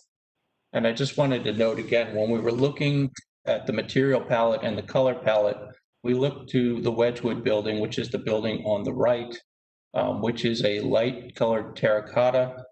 And then we looked at the stonework and the light color of Christ Church. And then there's also some lighter colors used on the Sienna project. The next slide, please.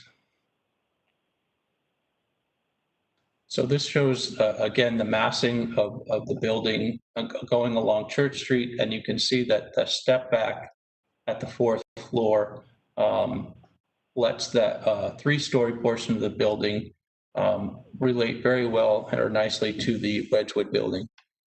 Special attention was paid to the building form as viewed from Church Street, the Church Street retail zone, and the residential neighborhood along the southwest. The step building mass, which is articulated with a rich masonry detailing, provides appropriate visual interest for pedestrians. And from a further vantage point, a change in scale and texture through a step volume detailed in metal and glass provides the contrast in the building mass to address the building scale. The massing and material strategy of stepping the building form further defines the streetscape as the plaza is situated on axis with the Unitarian Church, with Christ Church bell tower. This planning gesture could serve to identify the western gateway entrance through the Church Street retail promenade. Next slide, please. So this is a view of the Church Street facing frontage. The retail storefronts and large windows invite shoppers in and extend the already vibrant shopping district west of South Park Street as prescribed by the redevelopment plan. This defines the base of the portion of the building. The framed group windows, as earlier described, relate to the scale of the neighboring buildings, but in a more contemporary way. The top of the building, while restrained, can be found on other buildings in the town center.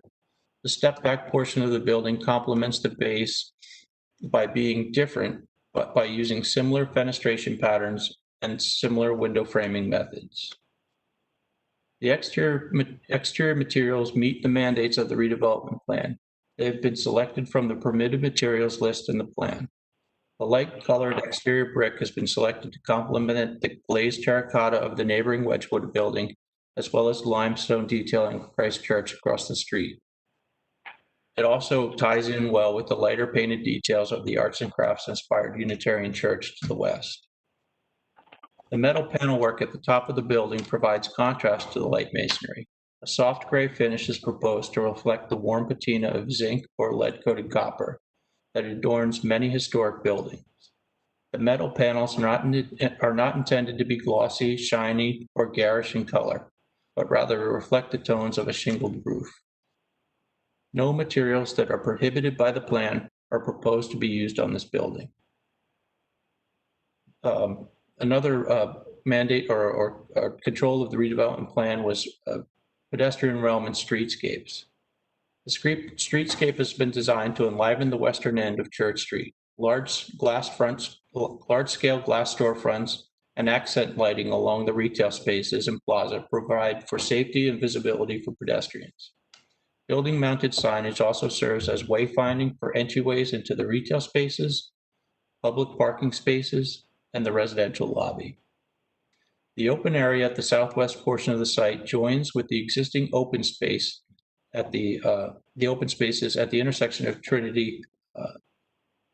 It serves to extend the streetscape and provides an opportunity for vibrant pedestrian activity, seating, and landscape elements at the plaza. These will all also allow for moments of reprieve and relaxation, and like many of the outdoor spaces along Church Street. Next slide, please. This is an enlargement of the Church Street facade. This again describes the larger framework that the window fenestration occurs in. The larger framework defines the opening, and then a combination of windows and panels within the framework change the scale. Retail glass storefronts in the Church Street and the plaza space provide accessibility at street level, as well as openness and visibility at the base of the building. This visibility and access into and out of the spaces is an important aspect for the viability of successful retail spaces. The design of these spaces follows the intent of the redevelopment plan, including 60% glass area, 12-foot minimum ceiling height, 60-foot depth minimum retail for 50% of the sidewalk frontage. And this glass storefront is integrated into the brick rhythm bay utilizing the brick rhythm bay utilized throughout the project. The retail spaces on Church Street are defined by an open walkway lined with brick piers, giving depth and texture to the base of the building. Additional masonry accents have been introduced at the base of the glass storefronts, keeping in line with the detailing commonly found along existing Church Street retail storefronts. Next. This is a view looking up Church Street from further down. Church Street, further east on Church Street. Next slide. So this shows another important aspect of the design guidelines. It's called buildings in the round. The primary building facades are identified as those fronting on the plaza at Trinity Place and Valley Road, and those visible from Church Street and South Park. These primary facades are composed of various forms of masonry and architectural metal detailing to provide depth, contrast, scale, and a scale comparable to the adjacent structures. As the building facades transition, the design motifs for the primary facades are extended into secondary facades. Examples of this include the following. A portion of the brick facade at the Church Street elevation extends into the eastern service alley, which would be visible by pedestrians. The metal facade at the third and fourth floors along Church Street extends to the east facade for the area visible from South Park and Church Street. And along the north and east facades, the three-bay composition uses the brick volumes fronting on the plaza and carries through this detailing and the detailing of the stucco assemblies.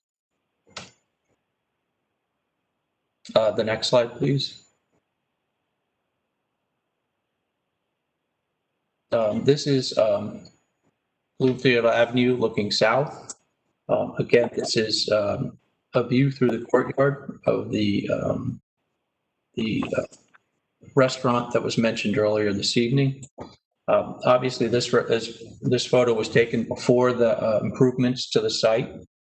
But the next slide, please. So this is the side facing Bloomfield Avenue. The mid-rise structure becomes a backdrop to the 1- and 2-story scale of existing Bloomfield Avenue.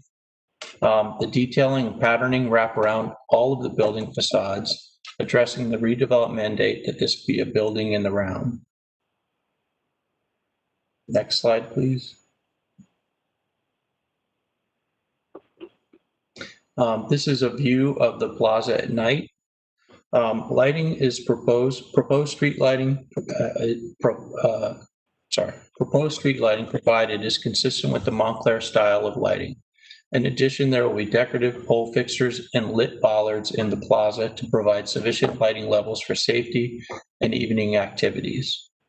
Decorative up and down building mounted light fixtures will be mounted on the masonry piers around the base of the building, and these will add to the ambient light at the sidewalk, at the same time highlighting the building's architecture during the evening hours. Street trees and landscaping are provided in accordance with the township standards. Next slide. As was mentioned in one of the earlier projects this evening, the parking for this project is concealed behind active frontage uses. So the parking access is through a driveway that will pass along the public plaza space. That driveway is going to be paved in a similar manner to extend the plaza space across the site. The garage entrance is towards the back where you see that car pulling in. And then there will be a basement level parking below that.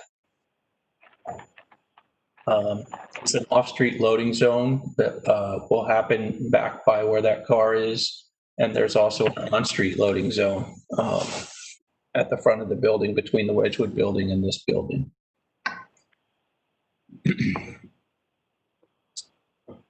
I just wanted to run through quickly too, because we didn't get to talk at the beginning, but just some of the statistics for the building. The building is going to contain 74 units. There'll be 1 studio unit, 30 one-bedroom units, 4 one-bedroom junior units, 35 two-bedroom units, and 4 three-bedroom units. There's an affordable housing component that's part of the redevelopment plan. There will be 8 affordable units in this project, 1 studio, 5 two-bedrooms, and 2 three-bedroom units. There'll be 112 parking spaces. Again, all of those will not be visible from the street. There'll be 82 parking spaces for residential, 20 public parking spaces, and 10 spaces for retail.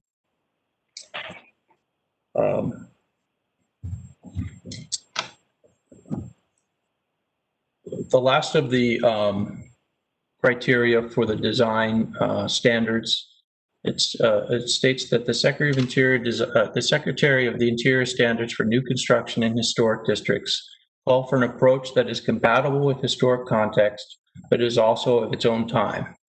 For example, contemporary with current design ideas and technology, not necessarily a close mimic of historic structures. Contrasting styles may adopt an approach that features contrasting styles on 2 parts of the same building. For example, the lower stories and the upper step-back stories.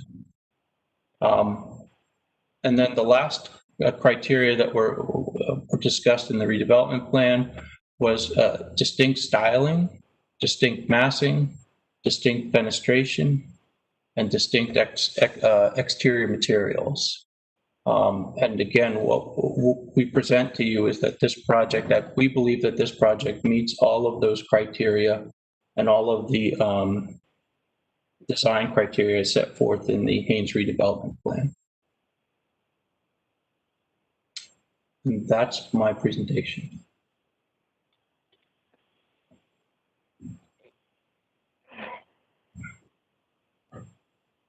Thank you, Mr. Stevie. Mr. Camalato, any comments from your other professional? I don't think so. I wanted him on the, I guess, on the call in case of any, detailed civil questions that the board members may have. So no, not at this time. Very good. So we'll start off opening it up to questions. Mr. Hyman, before you, go to the commission members, I did just want to mention that Mr. Barton Ross and Mr. Ira Smith are both here. If you wanted to avail them to provide some comments before we move forward, I can certainly bring them into the meeting at this time if you'd like. Yes. Can you bring them in both at the same time? Yes, I can. Okay.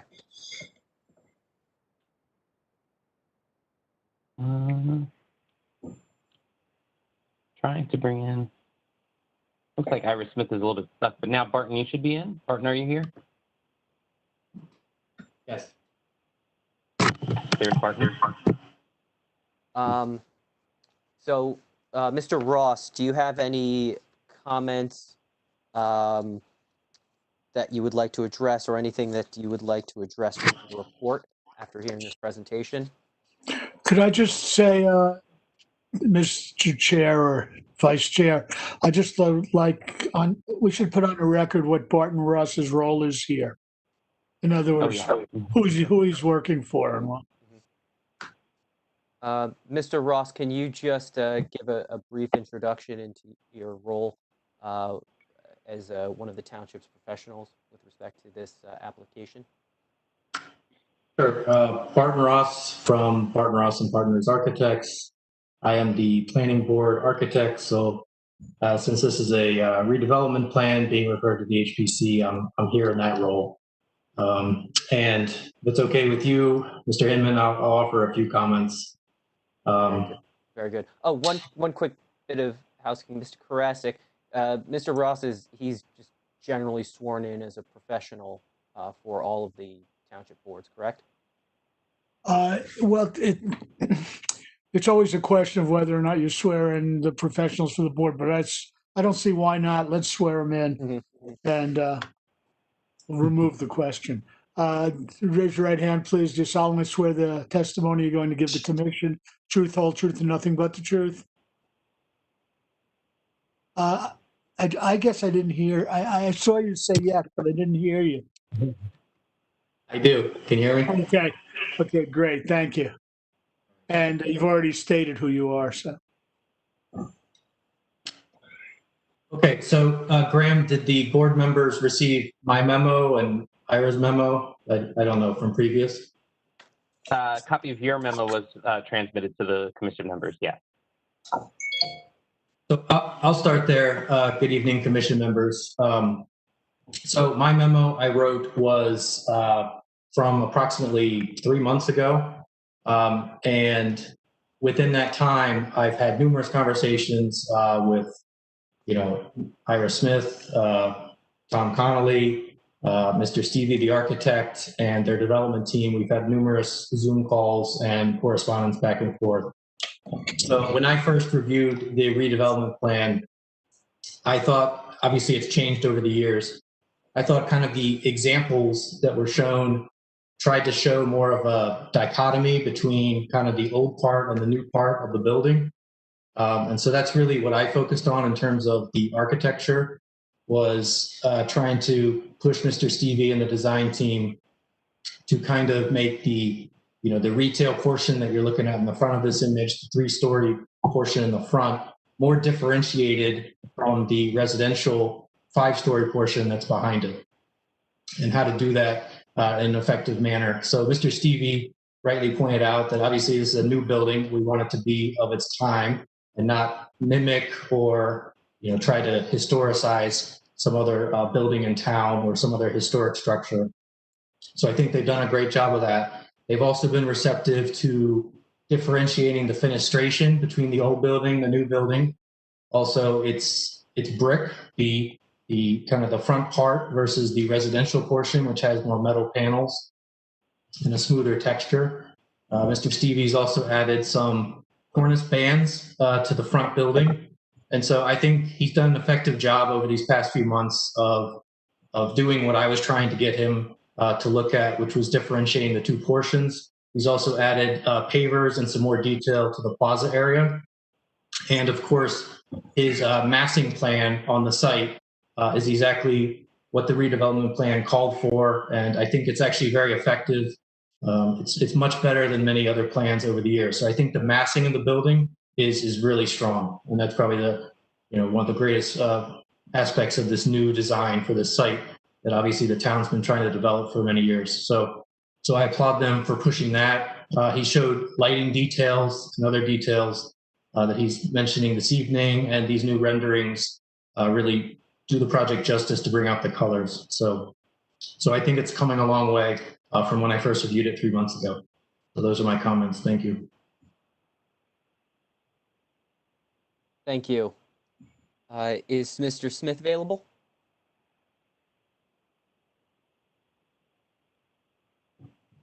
Ira, are you here? Ira Smith? I see him on. Yep. Oh, there he is. I'm here. Hi, Ira. Hello, everyone. It doesn't look like my video is working, but can everyone hear me okay? Yes, we Right. can hear you. Ira, this is Ira. I'm going to swear you in so we have consistent with the other witnesses. So if you raise your right hand, please, do you solemnly swear that testimony you're going to give this commission is the truth, whole truth, and nothing but the truth? I do. Thank you. And could you just not identify yourself, but also your role and who you're working for, essentially, so we have that on the record? Yes. My name is Ira Smith. I'm a principal at Smith Marin Architecture and Interiors. Our firm was hired directly by the Township Council to provide it direction in revisions to redevelopment plans in Montclair, and we worked specifically on revisions to the design guidelines for the Haynes Church Street redevelopment plan. Our role includes reviewing submissions from the redeveloper and providing feedback to gauge how well they've done in response to the design guidelines we prepared. On July 28, we submitted a memo to address the first pass on the design. What we're seeing tonight, as Barton Ross points out, is responsive to feedback the redeveloper has received. Has the HPC received a copy of our July 28 memo? I guess that's a question for Barton, or I'm sorry, for Graham. Yeah, I don't believe a copy of your memo was included with the transmission. I think we were holding for the a revised memo, and then you indicated that there were no revisions. But the memo is available on the township website. I can pull that up if we need reference to it this evening, if you'd like. Okay, yeah, have it on the side, Graham. Page 4 may be of interest. I really just have a brief statement, which is to reiterate what's already been stated, that the redevelopment plan as an overlay to zoning is more permissive in terms of possible stylistic direction than what the township ordinarily permits. And a spectrum of styles was provided, and this applicant has chosen to go, that's good, thank you. This applicant has chosen to go with the style we call interpretive modern. I think it's important to recognize this is not a style or concept created out of thin air. There is, in the postmodern world, an evolving discussion about how to create modern buildings for the 21st century that are respectful of their context. And this sheet in particular is part of our memo from July 28, which gives you examples of 3 different projects. I won't go into detail about the projects, except to say the top 2 are a project built in London, which take on some of the similar strategies and design approaches for composition in terms of how to create something that has the feel and texture of an older context, but also feels like something that belongs to the world of today. And then below these 2 images are 2 projects. The one on the left is actually a proposal by the same firm. My understanding this is under construction, where you can see kind of actually a very learned example, which does follow the traditional tenets of historic preservation in our town center, where rhythm of neighboring buildings is another way you can relate to context. And here you can see how the spandrels of the floors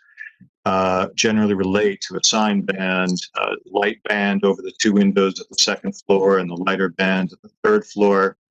Windows themselves are different, but the scale of the idea that there's a structural based system that's very rigid and guiding, sort of shared between the 2 buildings. This isn't about being eccentric, but rather sort of deploying an attitude about strict geometric order. And then on the bottom right, some of you may know this project. It appears in the redevelopment guideline, but this is another angle on it. This is the Richard Meyer Teachers Village in Newark. And there too, you can see how, unlike traditional, let's call it international style modernism, window openings change proportions.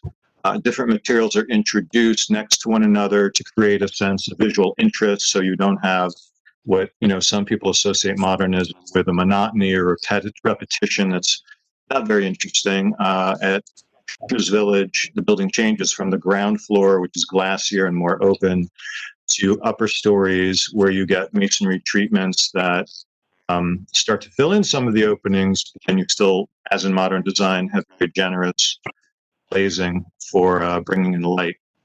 Excuse me, Ira, Graham, can you move the pictures up and down so we could follow?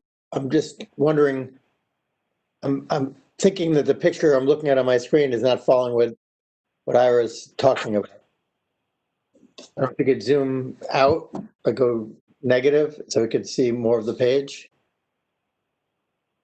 I think you were talking about this image here, Ira, correct? Yep. The bottom right is the teacher's village. Okay. And a couple more images, I think, well, at least one other can be found in the redevelopment plan. I'm including these because a lot of this work to be both modern and traditional is not necessarily happening locally. It's happening somewhat nationally, but more so in other countries. And the report we provided on July 28 talks about the successes of the submission by the redeveloper in that context, that these forms, not only we feel, are respectful of the redevelopment design guidelines, but have adopted a vocabulary that is within the syntax of interpretive modern, very responsible. There were critiques as well. And as with Barton, I find them beginning to be addressed. I won't talk about what the building looked like before, but there are some changes in detailing at cornice lines. The paving is treated at the courtyard. It actually continues over the entry lane for vehicles, which expands the sense of that plaza and ties it better to the Unitarian Church. It wasn't emphasized tremendously. That's a good view that shows it in the bottom left of that image.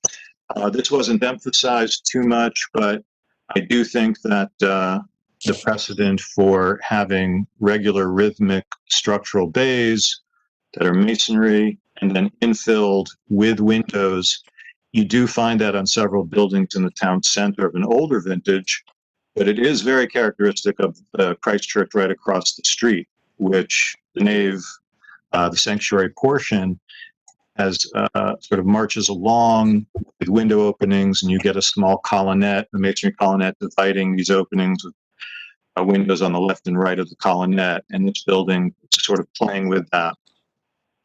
I could go on, but probably without you reading our memo from 7/28, it's not that helpful. I just wanted to make sure everyone understood that in our eyes anyway, that the submission is very appropriate and respectful for the site and the massing in particular, as has been noted, we find particularly successful. Thank you, Mr. Smith. At this time, I'll open it up to questions from the commissioners, to the applicant as well as the township's professionals. And I will start. Let me start with commission with Chair Bennett. Yes, excuse me. Do you think maybe we could hear from our consultant, Tom Conley, being that we've heard from the other two before it opens up to questions?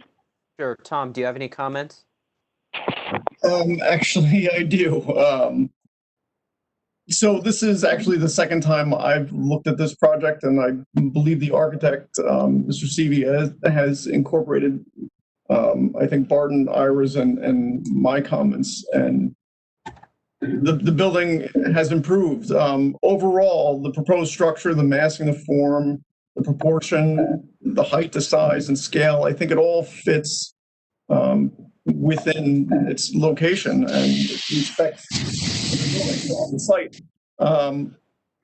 My biggest concern for both the low 3-story retail structure and the 5-story structure in the back, there does not seem to be a clear compositional pattern with regard to the fenestration. And if you go back to some of those photographs that Ira just had up, if we could put those back, if you look at that bottom picture on the right-hand side, those windows are clearly different sizes, but there is a repetition of elements throughout the elevation that kind of form a pattern, and I don't see that in this building. It just seems to be a random collection of window openings. And that's really one of my main concerns, especially in the 3-story structure. the retail structure. There does not seem to be just a clear compositional pattern there, which is evident on almost every one of those examples that Ira had up.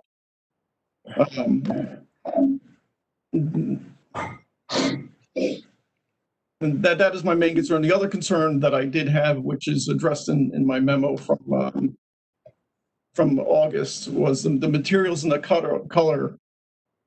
Those colors are really not regional colors. You see them in the library and in the Wedgwood building, but it seems to be almost overpowering to me. If you look at the photographs that show the renderings, almost every other building besides those two that are on the corners.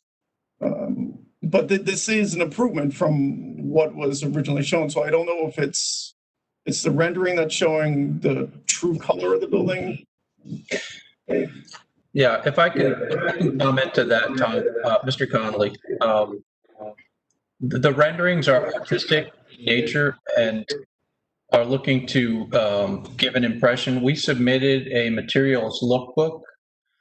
Graham, I think you might have that as well, that actually has the physical, and if I were to be presenting to you tonight in person, I would have brought physical samples of the actual materials that we're proposing to use on the building. So the materials that we're proposing to use are a little warmer in their color tone. So they're brighter. So the Wedgmont building is kind of this dull beigey color, right? And I think there's white that shows up in the right. And so the brick color that we're specifying has a little bit more of a buff to it. And then the zinc paneling has got a warm gray tone to it.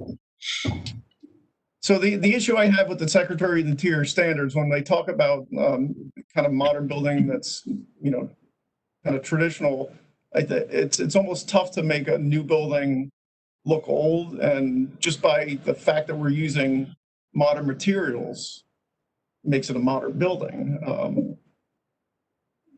But I think we should try a little bit harder to make the building fit within the streetscape.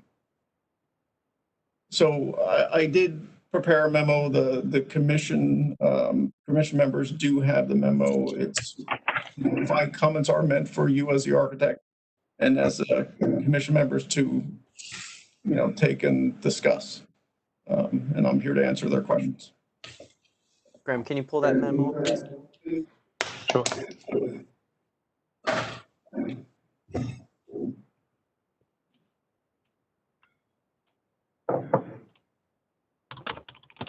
Chair Bennett, do you have any questions? No, none at this time. Mr. Greenbaum?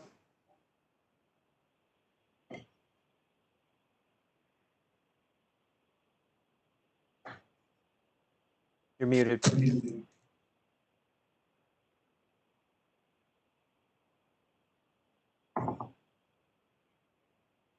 Mr. Rooney, do you have any questions? We'll come back to David. Graham, I'm sorry, I was muted. Do you want me to continue? Go ahead. So, Graham, my question to you is, do you want us now to ask questions of the applicants and the architect?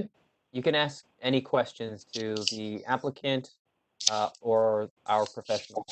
Okay, so here's a question I'd like to ask Mr. Stevie.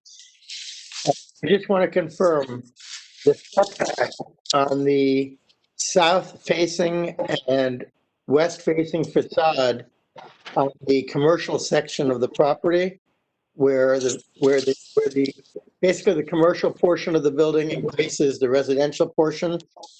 What is the step back in terms of distance? The step back is 10 feet. Okay. And that's the west facing facade and the south facing facade. Right. Okay. Is there a parapet where presumably residents on the, I guess that would be the third floor above the commercial section of the building? Yes, there is. Like patios or whatever? Yes, there's terrace spaces behind a parapet. Okay. My next question is, you mentioned in your materials the brick and also the metal panels. You also mentioned stucco, and I wasn't quite sure where the stucco was specified. The stucco occurs on the residential portion facing north and facing east. Okay, so that's stucco. Oh wait, right there. Hold that screen. So that's stucco, and then the gray is metal panel in between the stucco. Why? I'm just curious. So it's the third material. The stucco. Why not? I'm just curious. Was there a reason you chose the stucco material versus the same brick for the front, the Church Street facing facade? No, again, I think it was to differentiate the massings of the building, and that the pedestrian detailing on the Church Street facade was, I guess, a bit more refined. Okay, and then the precast concrete, where is that? Where do we see that? If you could. The precast concrete occurs below the windows at the storefront. So the storefront doesn't go down to the ground.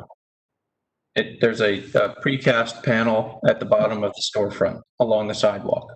Along the sidewalk. Oh, no, go back to that. And then, are there any kind of, there's no like lintel or anything like that beneath the upper floors, is there, of any kind of precast concrete? If you can span up. No, it's all brickwork above.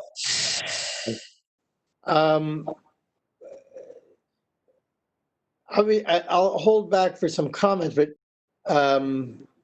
there's a reveal, like a data reveal. Is that just a recession, like a recess in the brick to create that kind of dado effect? Yeah, that was one of the discussions we had with Barton. He was looking for a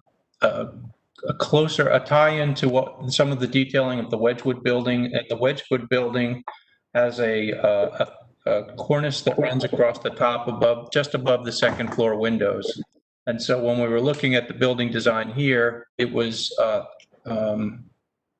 that if we were to introduce a horizontal datum around the top of the building, that it would more strongly reflect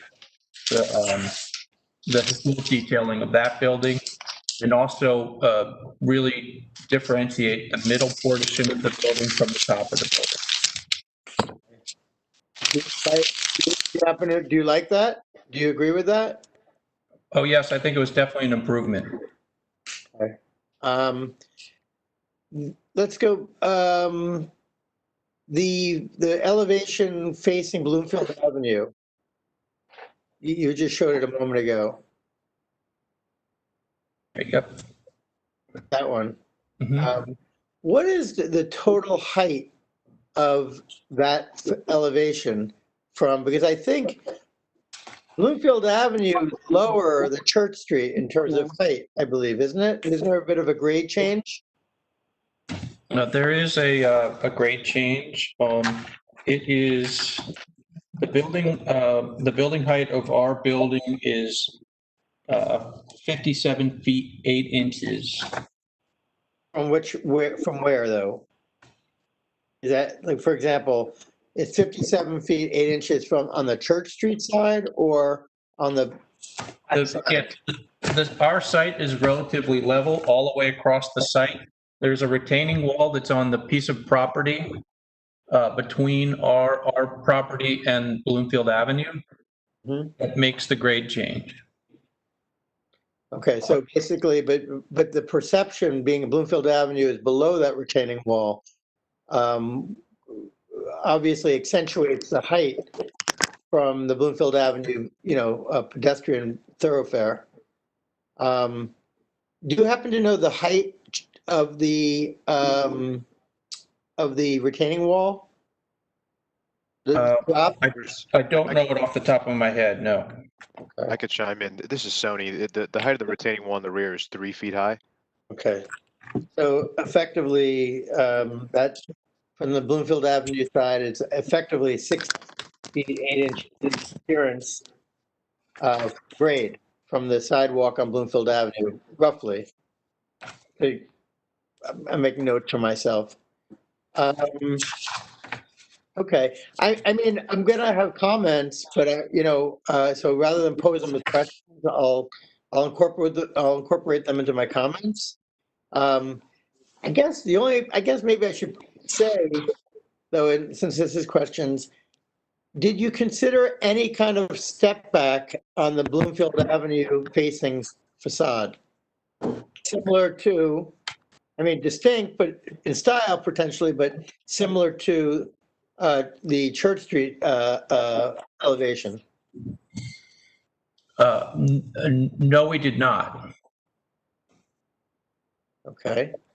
And the elevation, I don't recall, was there an elevation looking straight facing due east? Do you have a drawing, a rendering of facing due east?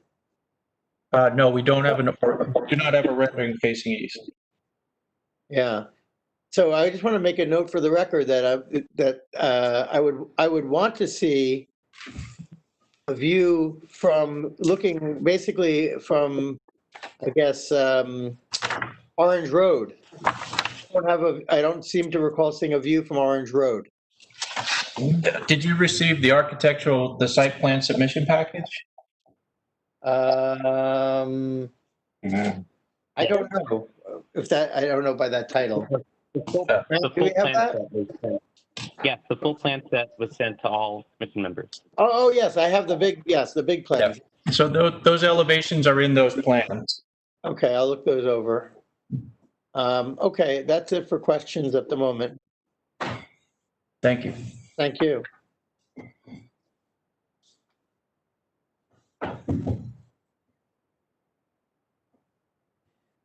Mr. Hahne?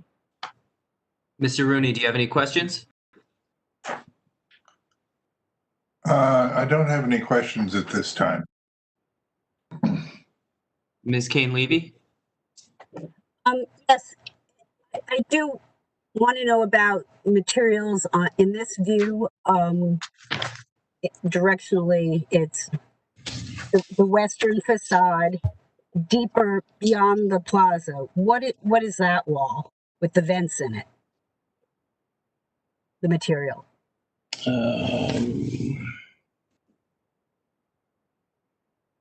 One second.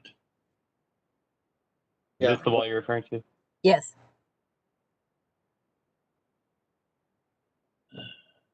So the brick goes around the corner. The first bay is brick. Uh-huh. And then it changes to stucco after that. Okay. And the metal that you're talking to, is it some sort of a Lucabond material? Is that what you're referring to as metal composite? Yeah, it's an Lucabond. It's a backed up material. So it's a metal panel laminated to a plastic backup, which eliminates the vent of oil canning in the metal panel. So it stays nice and straight, follows the profiles that we're establishing. Did you consider, Don, can you mute yourself? Your papers are kind of, did you consider something like a masonry panel up there? I'm not sure if a cementitious panel, I don't know if that was permitted in the redevelopment plan. We work with zinc materials often in our building designs. It's part of a palette that we like to use. And it's very elegant, it's very sophisticated, it has a very natural feel to it. So that's why.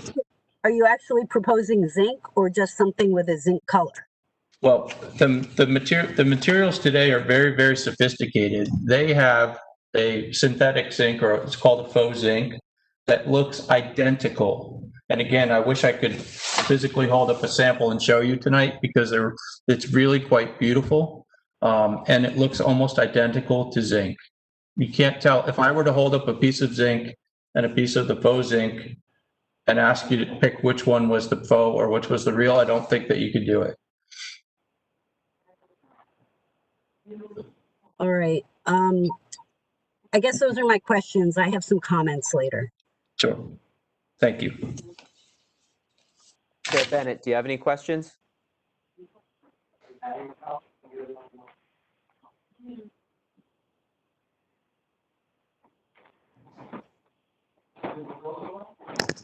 Kathleen, do you have any questions? No questions. I have comments, no questions. Thank Okay. Graham, I'm going to open it up to the public to ask questions and pose comments. I have a question. Oh, you do? Okay. Sorry, your screen was off. I missed you. Okay. I'm back.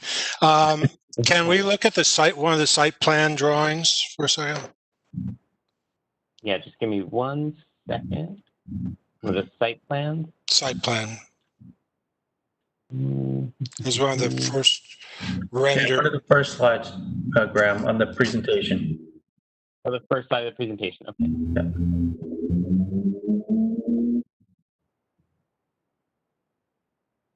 This one? No, there's another. I saw one. Okay, that's good enough for my question. I have a question. Is there anything in the design guidelines that you were following that in terms of site materials, that where that number 1 is, did the design guidelines call for that to be a hard surface? No, it did not specifically call it out as a hard surface. Okay, that's my only question. That's only my question at the moment. Mm-hmm. That's it. All right, Graham, can you open it up to the public? Yes. Okay. We only have 1 public participant. It's Ilmar. Ilmar, do you have any comments on this application? I've unmuted your line.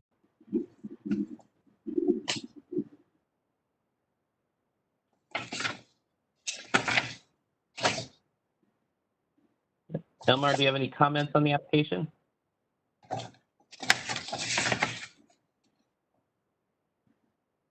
Not hearing any. Mr. Hyman. Okay, so let's move on to comments from the commissioners. And we'll start with Mr. Greenbaum.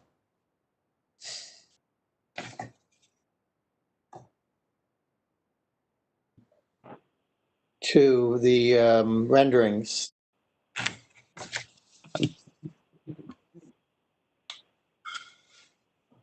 By the way, I appreciated John's question about the surface material on the exterior plaza. I'm speculating that my colleague might be thinking about the idea of a more pervious material such as grass that would be, or the incorporation of some grass. I can't speak for him, but that would be my inclination. So from a comment point of view, just to piggyback on John's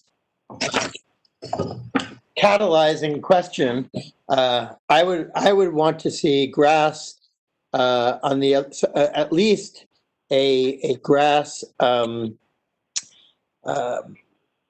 like a grass area to the east of the bollards to somehow reflect the grass on the Unitarian Church grounds.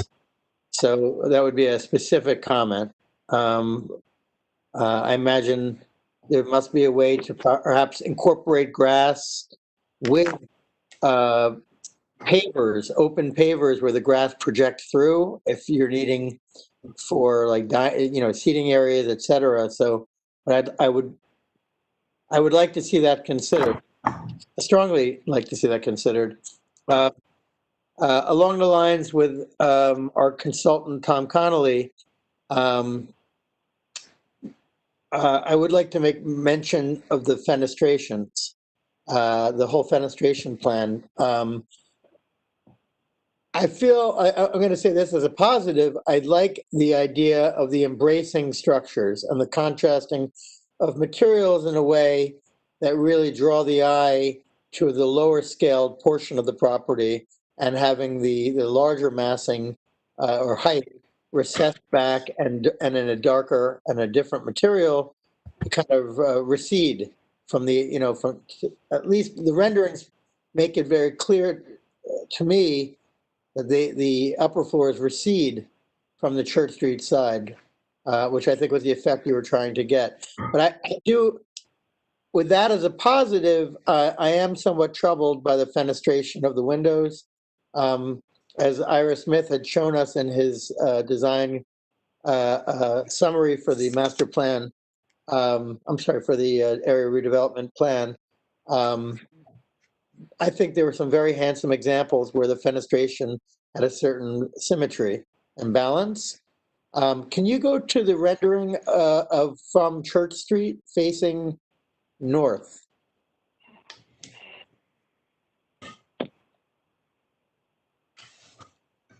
Okay, so go back, go that one, stop there. Okay, so for example, the fenestration on the right bay, again to be fair, I want to compliment, I like the idea of the 3 bays recessed.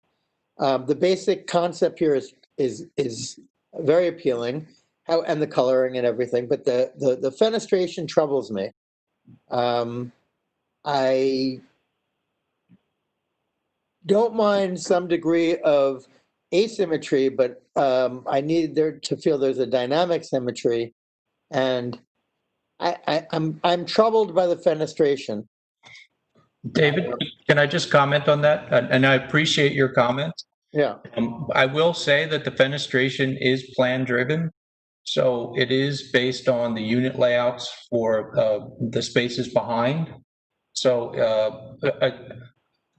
I will say that the building form that was derived from the input that we received, it does not lend itself perfectly. I don't say it doesn't lend itself, but it does not lend itself perfectly to a residential footprint or residential unit layouts.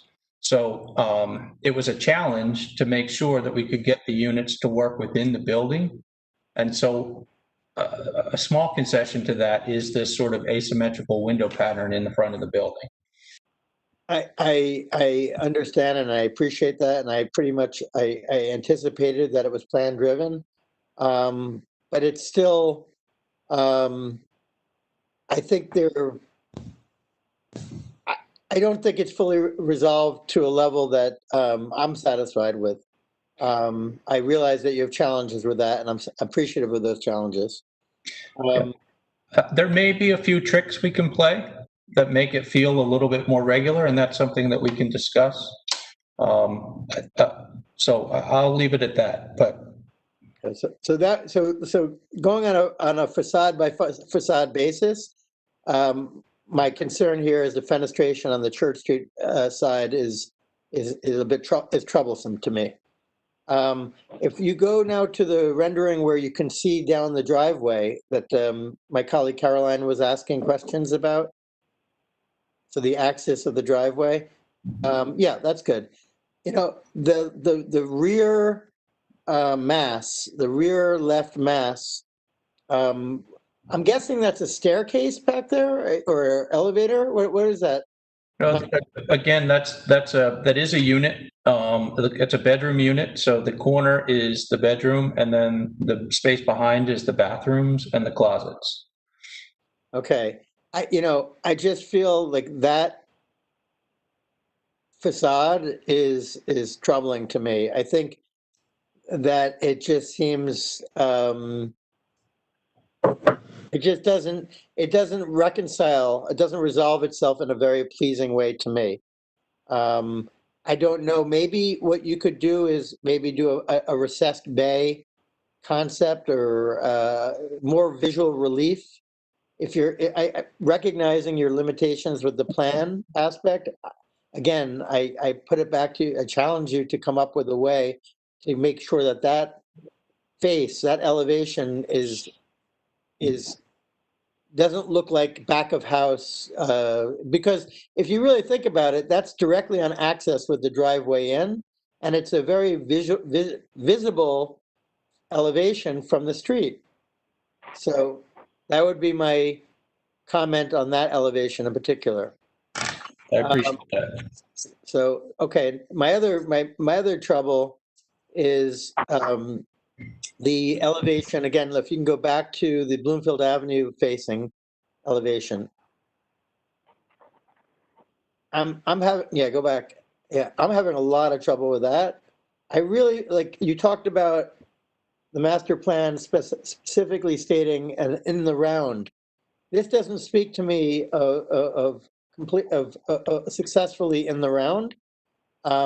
Two things. I really think that it would be very appealing, and I recognize there's competing economic interests here, but I would like to see a step back on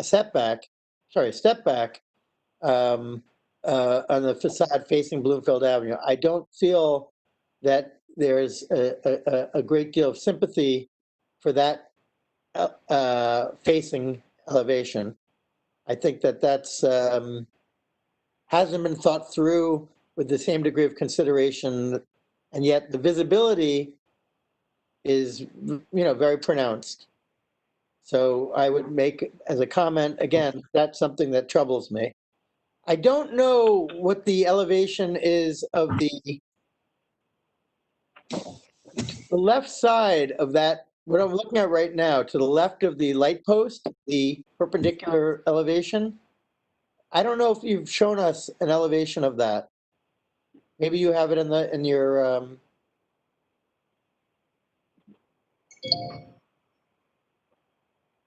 let's see, that's okay. Wait, hold up, stop. What is that elevation I'm looking at right there? That's the side. What are we looking at there? Oh, okay, that's it. That's right. That's the facade I'm asking about. That's gonna be, yeah, that's gonna be visible. I don't know, we don't have a view from South Park, but remembering that this is at least 2 stories above the Wedgwood building, if you're on the eastern side of South Park, the line of sight would possibly be able to see this. And I feel that, again, in the spirit of in the round, I feel like that elevation needs to be done with consideration to that view. So, yeah, I think that I've pointed to several elevations that are I feel are unresolved, and I also have to emphasize again, fenestration being troublesome. I do think if you go the northern 3 bays here, you can't see what I'm pointing at, but to the right of the church spire above, those 3 bays that you've kind of delineated, are those recessed at all? Is there any kind of depth reveal? There is a plane change, yes. I mean, I would like to see that as equally as pronounced as the plane change on the Church Street facade. And I realize it might not be as visible, but it just, I would want to see that. And I think that might be a design element you can use on also the Bloomfield Avenue side. Step back. So almost a mirroring in concept of the embracing, if you will, the embrace of the white brick, how it envelops the zinc residential above. I'd like to see that same kind of step back and almost like a reflection, exact reflection of what I'm seeing here on the left side, the Church Street side. I don't know if you're catching all this, Graham, but I just I don't like when people take a back of house approach to an elevation that is facing the public thoroughfare. I don't think we were taking a back of house approach. I think we were treating a 5-story building differently than a 3-story building. Okay, well, I realize that I'm bringing this to your attention as both a commissioner for the point of view of putting it on the public record, and also trying to be helpful to perhaps help you resolve some of the things to a higher level of refinement that I'm seeing here right now. So those are my most urgent comments at this time. Thank you. Thank you, Mr. Greenbaum. Mr. Reinitz, do you have any comments? Yes. This is a good slide to look at right here.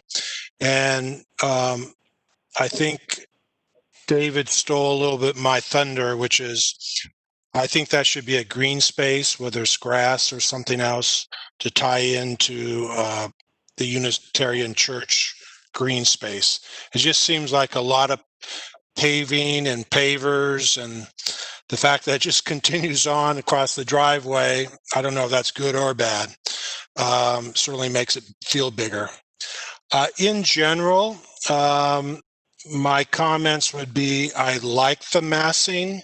I think we saw this before when we were looking at some of the design guidelines for this site, where the basic idea was things would step back away from Church Street, step back away from the Unitarian Church, and sort of be most of the mass be in the northeast corner. So I think from a massing point of view, I think it's doing what we thought would be appropriate. Now, what I would say is it seems to me, and this is just a general comment, that the project starts off really great on Church Street. There's a lot of detail. It looks like lots of fun. It looks like it's, there's brick and there's shadows and there's detail and there's lighting. And then it steps back to this metal panel thing, and then it steps back to stucco. So as it moves from Church Street back towards Bloomfield Avenue, to me, they're just boxes. Now, you can call them whatever you want, that they sit apart from the Church Street facade, but they're really just boxes. One box is covered with metal, the other boxes are covered with stucco, and they have windows. I would challenge you to bring some more detail into those facades.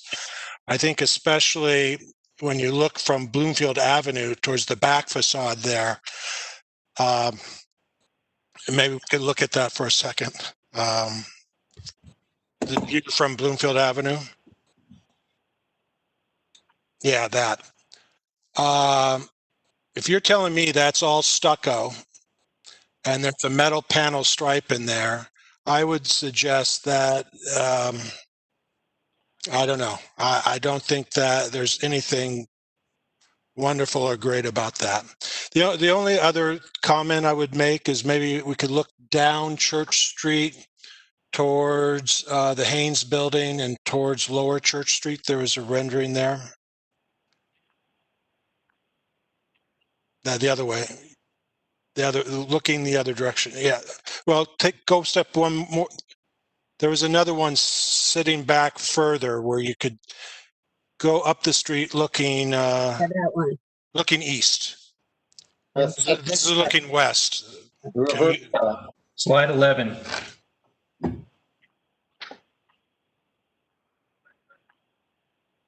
Yes, there we go.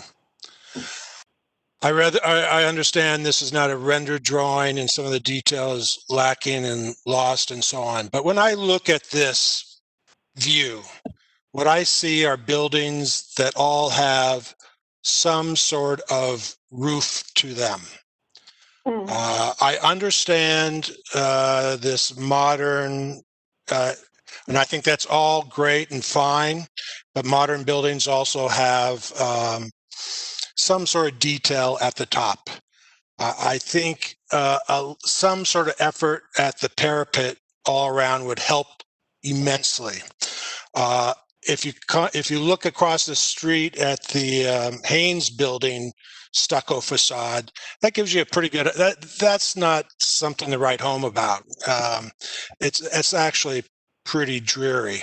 So I would encourage you to take, if you're taking clues from this view, that you look at the top of all these boxes and see if there was some way to create some visual interest up there. I know this is all very hard, and I will say, Mr. Stevie, your project on Bloomfield down by the Wellmont, I applaud. I think you're doing a great. That's looking great. I think that's fantastic, and I really take my hat off to you. You really pulled that out, and I would suggest that bringing some more detail in similar fashion to this would be helpful. That's all I have to say. I appreciate those kind words, but I also give credit to the HPC for help on that project. We'll take it. Thank you. Ms. Kane-Levy?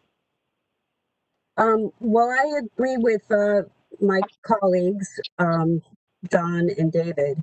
To me, when I saw this building, it looked like you had spent some time on the 3-story portion facing Church Street, and then the rest was sort of an afterthought. The rest seems to be swallowing up this articulated building. And I was listening to Ira, try to sell us on the idea of a modern building is an appropriate solution for this site. And he didn't have to sell me on that. I agree. I think, that's an approach to take. But all the examples that were shown had a lot of texture and depth and articulation and high quality materials. And for the most part, most of this building looks like cheap. It looks like a hospital. And so I would like to see the same amount of attention given to the rest of the building, which is the majority of the building, that's given to this little fragment that faces Church Street. If it's going to be a metal box at the top, there needs to be some elements that give it some depth. The windows, this is a rendering, but the windows do look very shallow within the masonry, within the openings. And these are the sorts of things that make a project successful or not. And I think that very long elevation that you're going to see over Bloomfield Avenue it needs a lot of attention. It's that's not architecture. So yeah, those are my thoughts. Okay. It's architecture. I still believe it's architecture. Is there may be room for improvement? I hear what you're saying.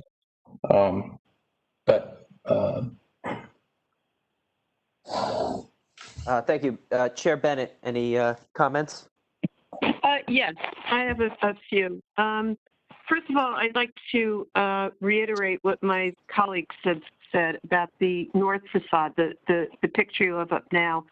I think all the detail that was placed on the front, on the Church Street, is really lacking here.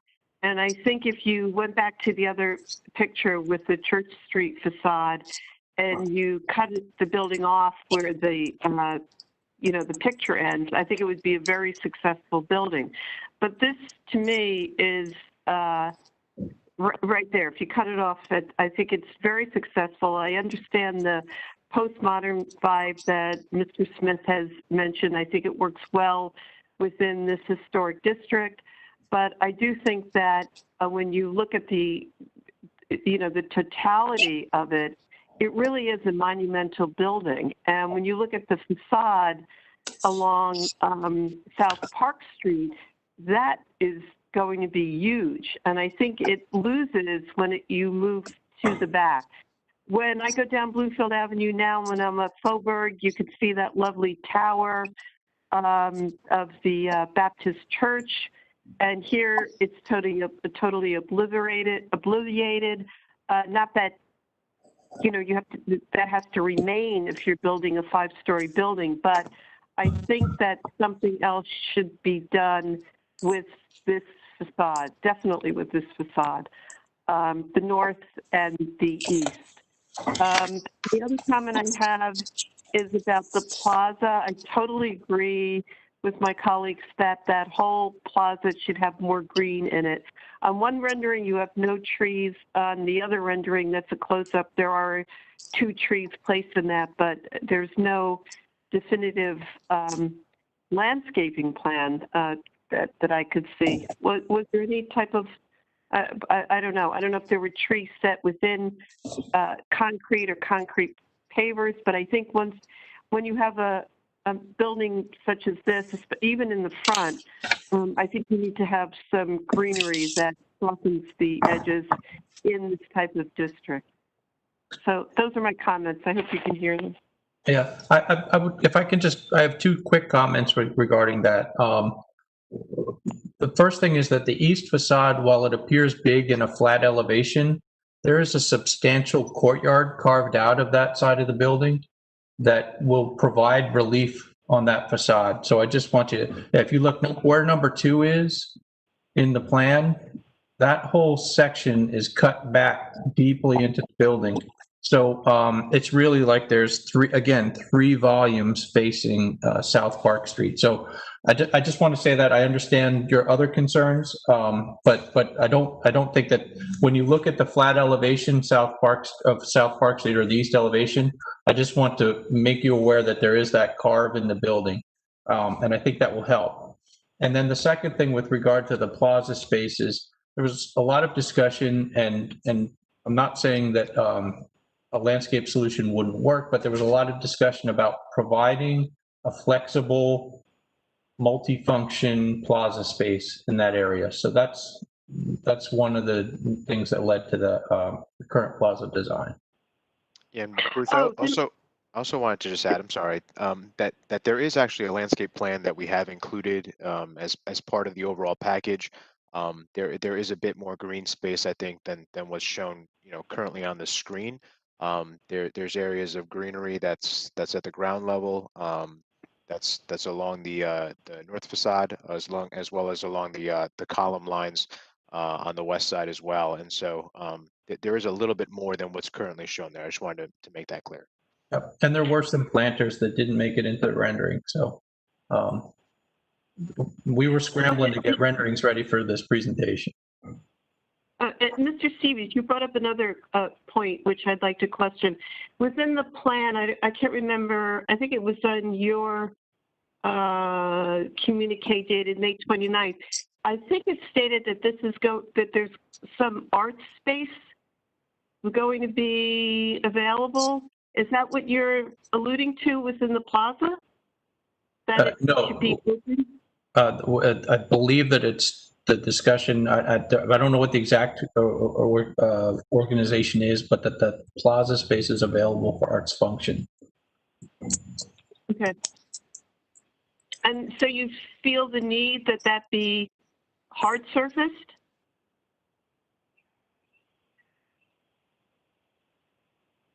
I don't know the right answer for that. I just know that it was discussed that perhaps it provide a flexible, multi-function space. I don't know if the answer is that it has to be hardscape or not. Okay, thank you. Mm-hmm. Thank you. So I don't have a whole lot to add that my fellow commissioners have not already mentioned, but I do want to provide some comments regarding the facade fronting Bloomfield Avenue. I know Commissioner Reynolds talked about really looking at the parapet to add some more detail. on that facade as well, I know you've got the vertical element with the faux zinc breaking up the facade. I'd like you to look at some sort of horizontal element on the 4th floor to try and break that up even further, because it does give the impression looks like a hospital or a dormitory. And with that being so prominent from Bloomfield Ave. I'm sorry, Jason, you kind of trailed off there for a second. Sorry, I was saying, with that facade being so prominent from Bloomfield Ave, I would like to see a lot more detail and textural relief. So I don't know if you caught what I said before, but in addition to looking at the parapet, perhaps some sort of horizontal element distinguishing the 5th floor. Okay. A tap at the top of the building, you're saying? Yes.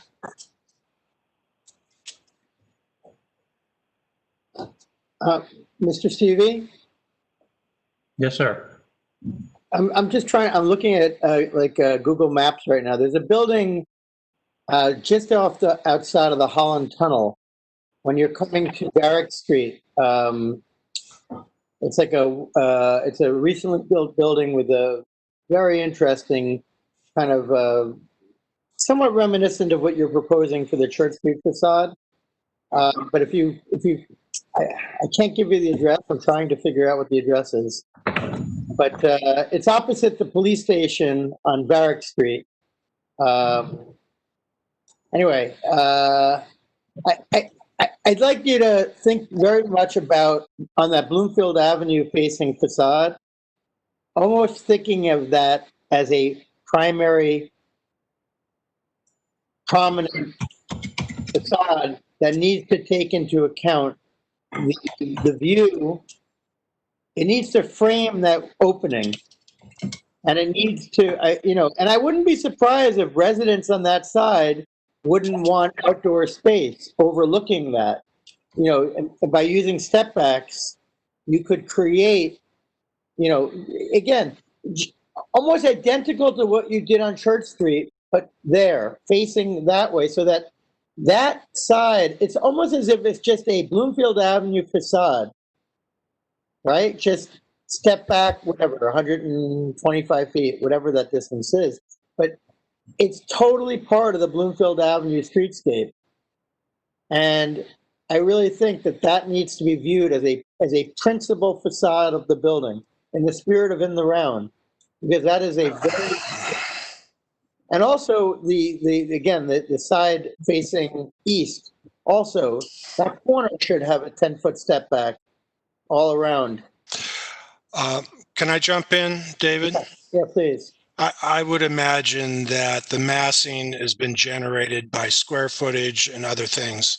I think my opinion here would be it just needs to be a little bit more detail, a little bit more texture, something happening at the top of the building. And I don't think we're going to be able to affect setback. I mean, I hear you. In the perfect world, that would be great, but I suspect that ship has sailed. Why? I'm just curious. I hear what you're saying. Because I think they have met the design guidelines. Yeah, and there's also a set number of units and affordable units that we need to make sure are in that building. So we really can't be messing with the math. Yeah. I do have a couple more comments. I'm sorry, I'm out of sequence here a little bit. Can we go back to the view looking down the driveway, entering into the building for a second? Yeah. It looks like to me, right where that white car is, just beyond there in that corner, is a great place for some, in your site plan, it looks like there's a good amount of space there that could be green space and planting a tree or two, which would help that. As you turn the corner there, the brick that turns into stucco, I just measured that wall. That wall's 20 feet high by about 65 feet of just stucco with no relief. It has some joints in it, which are, just joints in stucco, but I'm going to suggest that's not being very friendly to the Unitarian Church in terms of a blank facade that you're throwing up against them. I would take a look at that facade and see if there was I realize it's parking behind there. I understand all that. There's not much to look at inside, but if there was some sort of relief or something that could be done there, I think just a 20-foot by 65-foot blank wall of stucco is that's hard for me to Mr. Reimitz, that was a discussion that we had with the DRC as well, and there is planting that's going to go along that wall that will soften it. But we'll take your comment into consideration. Yeah, even if you did some sort of wire mesh English ivy on it, that would something to just soften it. It's pretty tough. As that green lawn there that I see isn't going to do it. That's like 4 foot of grass. Again, I do apologize too, because this rendering doesn't show every single thing perfectly accurately. It's an artistic representation. I got it. I just think a lot more green between here and the Unitarian Church would help, and unless there's some real use for the plaza, which I don't quite understand, unless there's going to be some sort of restaurant space there or some sort of use that can use that. I think the idea of doing a semi-pervious of grass with pavers that float on the grass in some way, then you get the effect of the grass, but you get the functionality of a working surface that people can have tables, etc. But you get a visual break, and I would like to see a band of grass. Yeah, I think we should let them come back with design, but I would suggest that it needs more green space. Graham, can I ask you a question? What's the next step on this project? Does this come back to us again? I certainly hope it does. This is a referral to the planning board. So this applicant will next appear at the planning board. Oh, recommendations from this body to them, to the planning board. In our recommendations, can we? I imagine we could specifically ask for the applicant to return to the HPC to show the modifications that based on our input, et cetera. Is that a reasonable expectation? I mean, you can always request whatever you want from the planning board. I don't know if the planning board's going to want the applicant jumping back and forth between boards. I think that the commission certainly has the benefit that these are public documents and submitted publicly. I think as we do typically with our recommendation reports to the other land use boards, a commission member should be in attendance to testify on this application and, interpret the report for the planning board. And that person can also do a little bit of responding to the revisions and proposed changes and tweaks in design at that time as well. So I think that those are a couple of important things to keep in mind as the HPC finalizes their recommendations on this application. I would like to be at that meeting representing the planning HPC, and also perhaps John, maybe you'd like to join me. I'd love to join you, David. Thank you. Looks like there's a parking space right in front of the driveway there. Is that what I'm reading? Right in front of Please look at the site plan versus. Do you know how hard it is to control artists? I know. I am, my hat is off to you. I know how much hard work this all is, and here we are critiquing it. But I think there's, with not a lot of effort, can be improvements. So yeah, I think that my sense is that you've put so much thought into the general massing and the Church Street elevation. And I think that you've probably accomplished a great deal, and a lot of it is very positive. But I do think that with all the attention and focus on these areas, perhaps it's time to go back and reflect on these other elevations and try to resolve them, successful. So I'd like to ask one more question. I know the redevelopment plan talked about it being a green building or a LEED certified building, and I'm wondering what sort of aspects of this building are to that end. Are there solar panels or a green roof, or what are the things that make it LEED certified? There's a whole checklist that has been submitted with the application that shows how we will achieve the LEED Silver certifications. It's not just one or two things. It's a quite extensive checklist.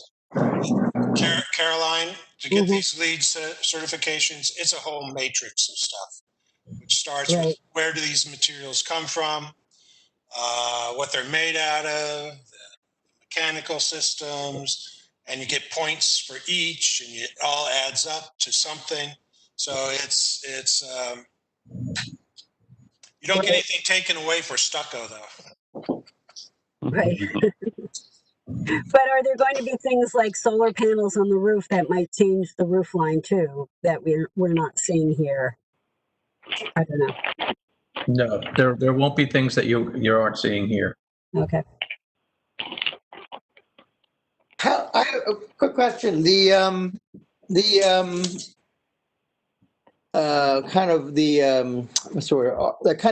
bit of an arcade on the side of. Could you give an idea of the depth between the column and the front of the retail facade on the I guess that'd be the western facing elevation? How deep is that passageway? It's approximately 10 feet deep. 10 feet. So that is a enclosed walkway, open walkway, but covered. Yeah, it's a covered walkway that leads back to the building lobby. Oh, interesting. Okay, that's the lobby there. Okay. Oh, that's nice. Okay. All right. Okay, so I think that's it for the comments so far, correct? Yeah. So I had kind of 6 broad comments. If you wanted to just, I'll summarize those. So the first, obviously this is not the final wording and language. I have a little bit of wordsmithing to do, but the first is that the commission is requesting that the applicant review the fenestration patterns of the 3-story building, the 3-story portion of the building that fronts onto Church Street and the plaza to find more balance and symmetry with the fenestration. The second one I have is to increase the amount of green space within the plaza and then also along the property line adjacent to the Unitarian Church to soften the impact of the building on the church property. The third one is to ask that the applicant incorporate additional detailing and material tweak changes to the northern facade of the building that's visible to the public from Bloomfield Avenue. The fourth one is to have the applicant address additional detailing and creation of more detailing at the parapet level at the 5th floor of the building, of the new modern part of the building, particularly from the Church Street side. The fifth one I have is requesting that the applicant provide additional detailing and view shed information of the eastern facade as visible from South Park Street. That should be shown, what is visible, a view shed angle should be shown. And then the sixth and final comment that I have is that the applicant should incorporate additional detailing and design of the blank wall at the end of the driveway. Some changes and detailing and additional design elements that should be incorporated into that facade wall. I would add to that, restudy some of the materials of the other facades and also incorporate more depth and articulation within these facades and, within window reveals, etc. And I want to add too, the fenestration issue it definitely was brought up and talked about as it relates to the 2-story Church Street facing facade, but separate, continuing that, I have a lot of trouble with the fenestration on the 5-story facade as well.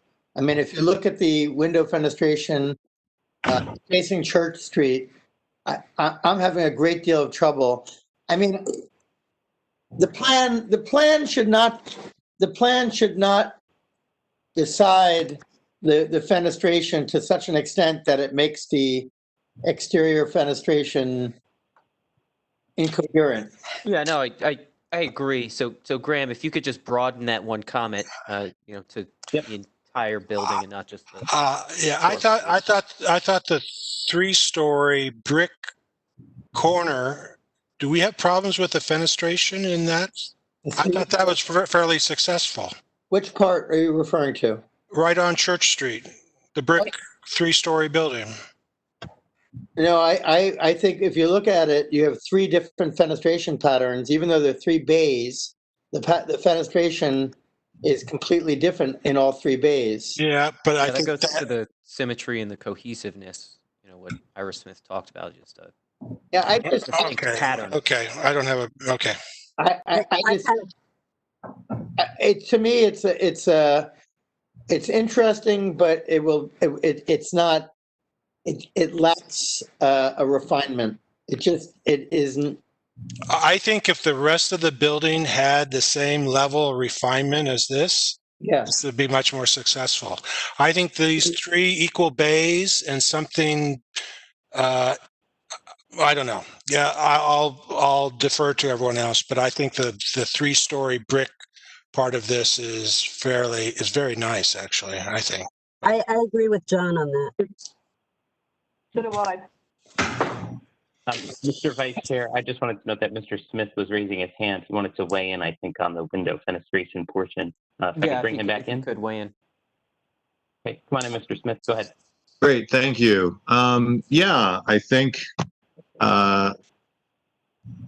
you can hear me, right? Yes. Oh, good, thanks. I think it's interesting that the response to the brick fenestration is both works for me and it makes sense, but also it seems chaotic.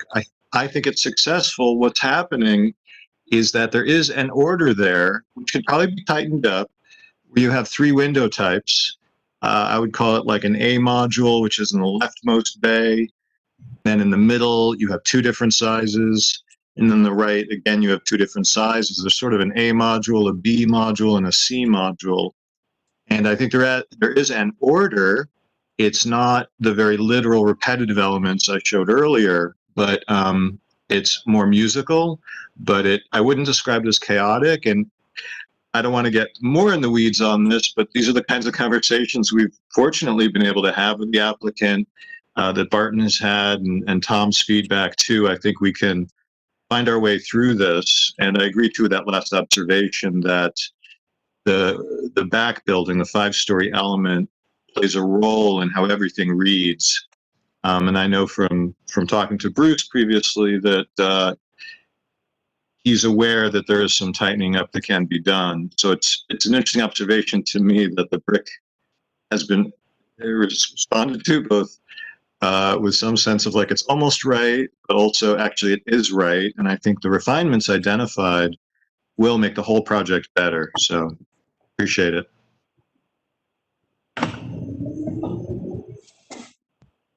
Okay, so in terms of that comment,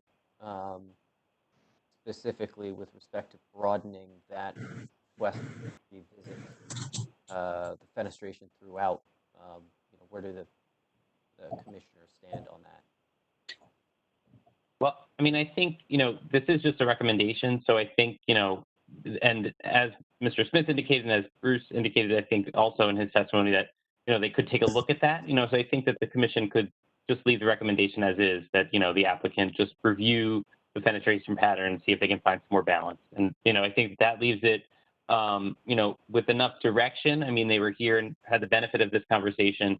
It also puts that comment on the record to the planning board for them to respond and, convey what they did between now and then, as far as adjusting the plan. So I think that the comment that we have, I think, is broad enough, but focused enough based on this commentary that we've had. That's my thought on the comment.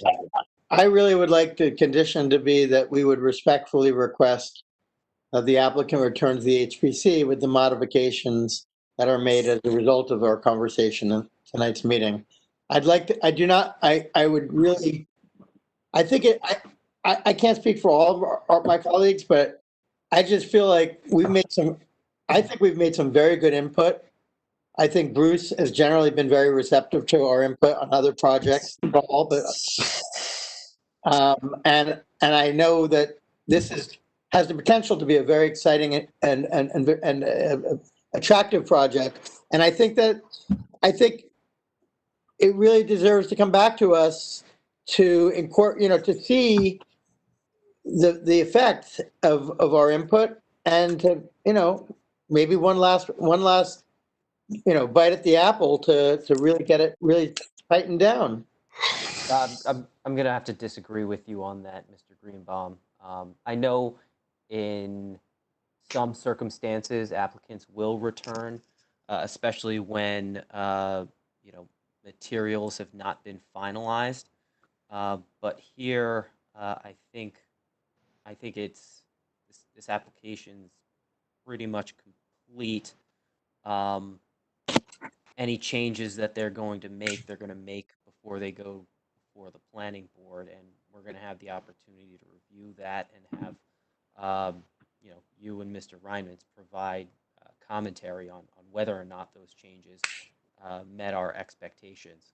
So I would counsel against having a return trip and leaving this application open beyond the planning board hearings on this. What's the benefit of besides, obviously from the applicant's point of view, perhaps it expedites matters, but what would be the harm of it coming back to us? But still time that we have to spend on it, and it's I'd like still. to do it again. I think the proportion. David, I don't disagree with you, but I think we can request that it happens. And as Graham said, or someone said, it's up to the planning, it's up to other people whether that's going to happen or not. But let's request it and see what happens. Okay. It's important to remember that, this report that we're putting together this evening goes to the planning board members. And if you request of them that the applicant return, it is up to the planning board members to have the applicant come back here. Right. To the commission, but you can ask the question, but it's going to be up to the planning board, during their proceedings when they hear the application to decide what to do with the comments from this body. Yeah. So, Graham, I'm sorry. I think the attorney for the applicant. I think the attorney for the applicant has a question. Sorry, I didn't want to jump in between, but. No, I thought that members were done speaking. I defer to Commissioner. Okay. Go ahead, Caroline was going to say something. I wanted to ask, just in terms of the next step, will there be additional revisions before it goes to the planning board, or this is the exact design that the planning board will see and will be commenting at the planning board? I don't know what the applicant's intention is following this meeting. I think Mr. Camilata may be able to lend more to that. So, yeah, I think that's a good question. We're scheduled to go before the planning board on October 5th. There's a possibility that that's a one-night hearing with a vote. It's very unlikely though, and so what we imagine is that we're going to take the feedback of everyone here, also take the feedback from the planning board after the first presentation, and then that will allow for the applicant to make some decisions. And so while I do need to strongly object to a request for it to come back to the Historic Preservation Commission, not because we don't like everyone here, but we've had a process here where the amendment to the redevelopment plan was very exacting. And this is, despite all of the design standards that are required of the applicant, this is a variance-free application. There are no variances, there are no design waivers being requested by the applicant. So we absolutely appreciate the feedback tonight. And I know that Bruce is going to work very hard with Langen and the design team based on the feedback received tonight.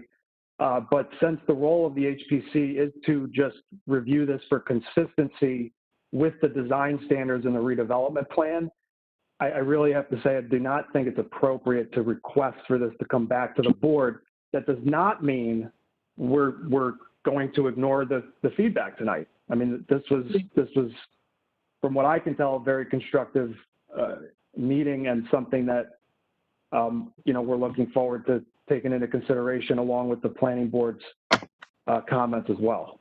So that's where it stands. I'm not sure if it totally answered the question on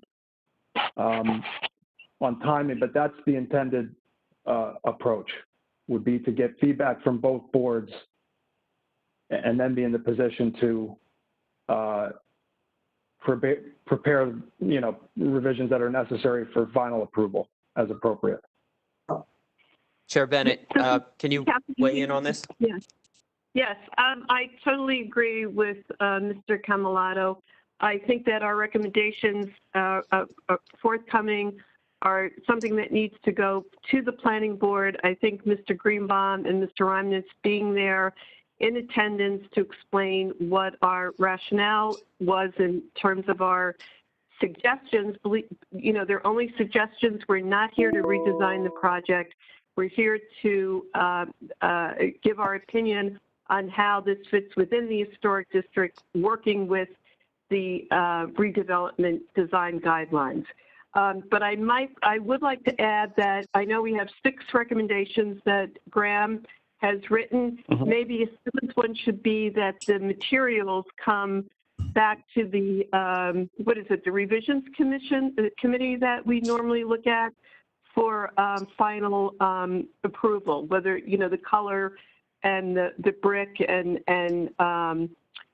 the pavers, that type of thing. So maybe that we could add that as a 7th recommendation.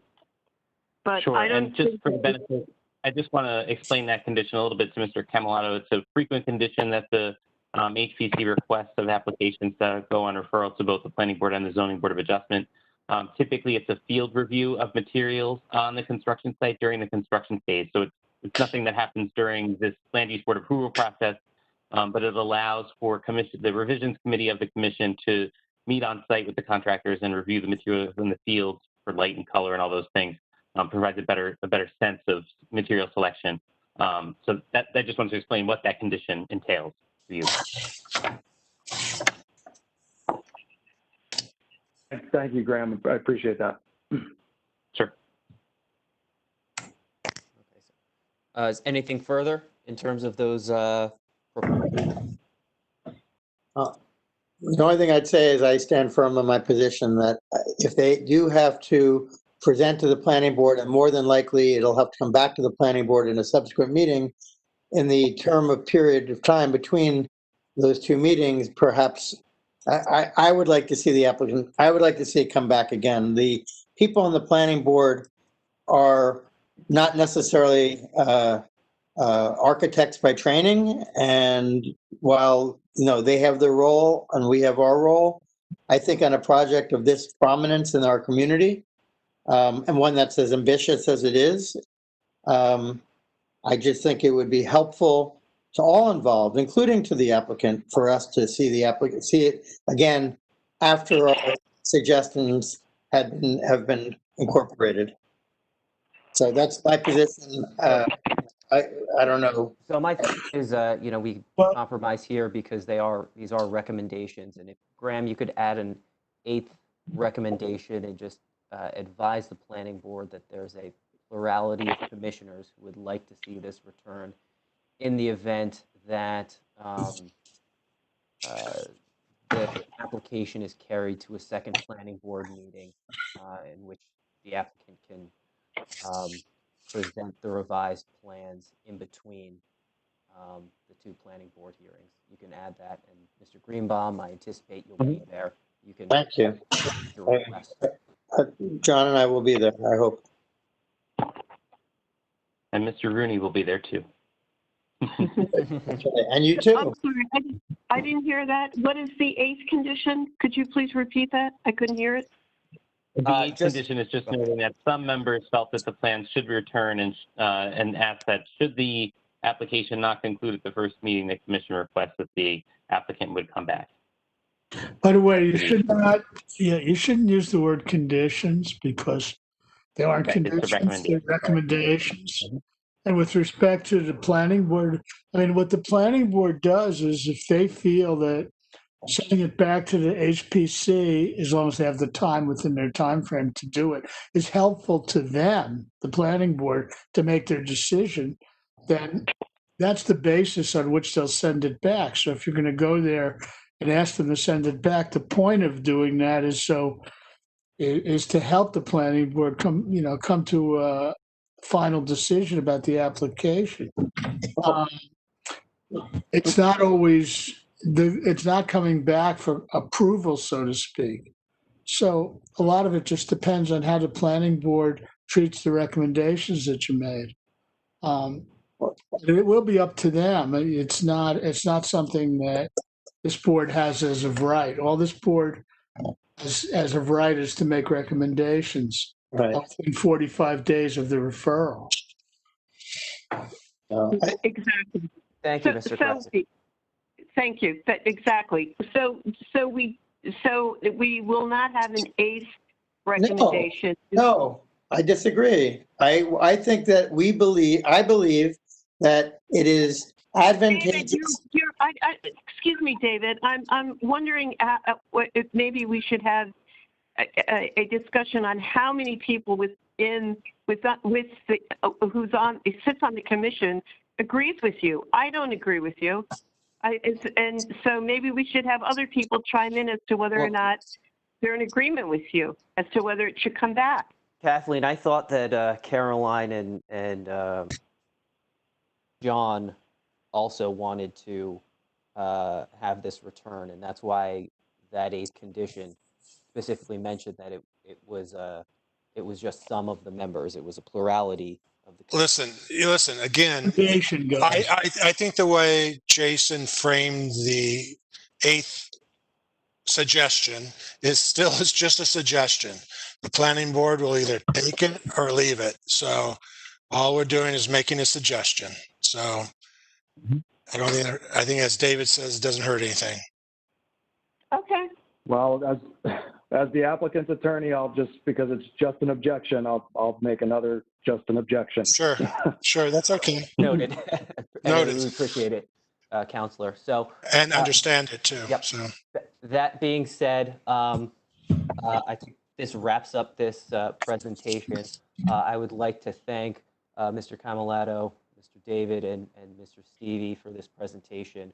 And we're looking forward to the successful implementation of this design. Thank you very much for your time. Yeah, thanks, guys. Yeah. Thank you. Very impressive. Thank you. Yes. Thank you. Thank you to Barton and thank you to Ira Smith for your time as well. Thank you. Thank you, Barton and Ira and Tom. Okay, so moving on, I think the only item left is the resolution on 109 Union Street. That was the demolition application. Graham, if you want to put that up on the screen. Yes, I'm just and that was also in the packet. Yeah. Yeah, we have two. We have the resolution and a certificate scheduled for review.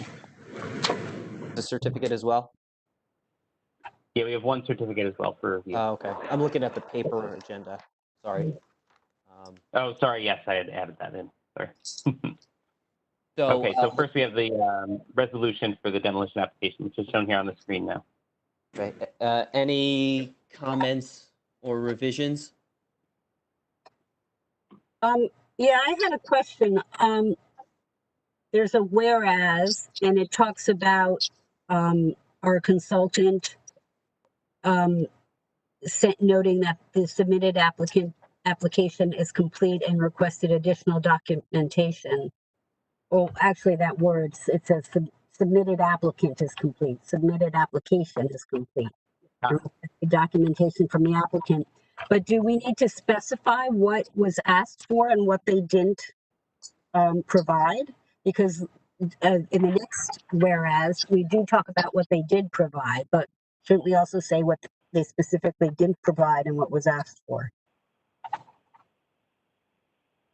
It's a good point. I think remember that at some point they're going to, part of the appeal might very well be them of challenging or claiming the automatic approval, which they claimed and which we rejected. And, you know, that's evidentiary toward that issue. I don't know what wasn't, I don't remember on top of my head exactly what was asked for and not given in whatever time frame. So is that help? I know I don't want to automatically say it's helpful. Tom, do you remember? No, I don't. I'd have to look back in my notes. What we did specifically ask for, it was clarification to specifically asbestos reports. Yeah, and information from the. Right, now I remember they had information from their insurance carrier. That's right. Saying that they wouldn't insure them or something, but that was the extent of which we had essentially engineering. It wasn't even engineering, but that was the only real evidence of the asbestos being there, right? Right. I recall the discussions and there was a request for documentation regarding the confirming the condition and documenting the feasibility or infeasibility of rehabilitation. Right. That was never provided. Right, and that's critical to what the issue was, which was whether or not there was a possibility of being able to preserve the building. Right. Yeah, we did lay out something in our first memo. Yeah. Nope. Here it is.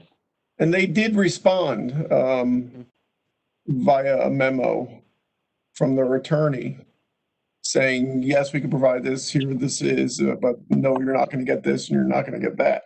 I don't remember exactly what. Oh, this would be it. So it would be documentation from the insurance company stating that the property is a total loss. Yeah. So Graham, just for purposes of establishing as comprehensive as a record as possible, if you amend that line that you highlighted, the documentation, I would just put documentation as described or as requested in Mr. Connolly's was that the July report? Yeah. That way we could just kind of incorporate everything within that report. Right. By the way, were there any other documentation requests made besides those made by Mr. Connolly? Either from the planning board or from any other body that would have been helpful for us in our Well, this wasn't a planning, well, I don't know actually, but the issue here was a demolition permit, so it really was for this commission. But of course, there was a subsequent, it's in their subsequent request for delay from the applicant's attorney, too, which added to the time frame. So the application was delayed based on the postponement of the application? Could they requested a delay? Is that mentioned? That's part of it, if I recall correct, Graham? Yes, that's the third to last whereas on the second page. Right. That's one for me to read, but I. Okay, now may I ask a question? If you go down to the next whereas, where it says whereas the application was application was rescheduled and reviewed at a public meeting of the Historic Preservation Commission, whatever, and the applicant failed to appear, could you not add that thus the HPC was ill-equipped, without having the there was no opportunity. That's not true. No. HPC had everything that the applicant gave them and made a decision based upon what they had. It's not true that they were ill-equipped. If that's all the applicant had to say, that's all they had to say. It would have been. We were not able to question. You know something? It's their burden of proof. they have to come forward with affirmative evidence to support their application. So And if by they not don't- being there, they could not provide it. Yeah, so we had what we needed to make that determination. So there's no reason to add anything to after the word appear, no comma. Okay, that's fine. I just want to make sure that it was helpful. Complete. I guess the whole 45-day thing is in question, and then maybe the next time this happens and someone tries to delay the process, we just reject the demolition permit outright if they don't appear within 45 days. Well, that's kind of the standard way that boards deal with it, because, for instance, the planning board will typically request the applicant to waive the time. In the event the applicant's stretching it out, they'll ask them to waive the time frame. If the applicant doesn't waive it, the board ordinarily will sort of threaten to deny it, which usually gives the applicant impetus to waive it. That's the dynamic that usually goes on. But in this case, they were being a little sneaky because they basically asked for some time, and then, That's what I'm referring to. You can play games. The rope-a-dope. And I'm just saying, the next time we approach 40 days and someone's playing games with us, it puts us in a position where all of a sudden they claim legally we didn't respond within 45 days.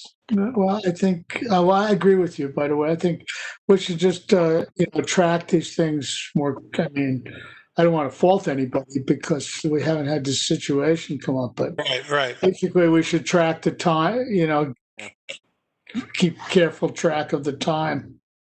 And also we have to make sure that the application is deemed complete before the 45-day period begins, presumably, right? Well, that apparently was done here. Apparently Tom felt at least that he had whatever was required to be provided in terms of, specific documents, I guess, were submitted, which is why you said it was complete. Is that correct?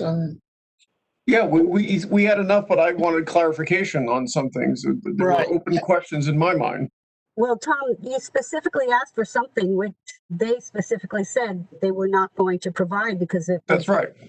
I think we should document that in here because we're listing things they did provide, but they specifically wouldn't provide one document that we asked for, and I think we could include it here. Well, didn't Graham just address that in that section just now, saying support from Connolly and Hickey? Right. So. Right. Yeah, I think, I agree with you, but I think that's what was kind of put in just in a slightly more general way, which I think Jason, and I agree with him, felt was a more inclusive way to address the issue. Okay.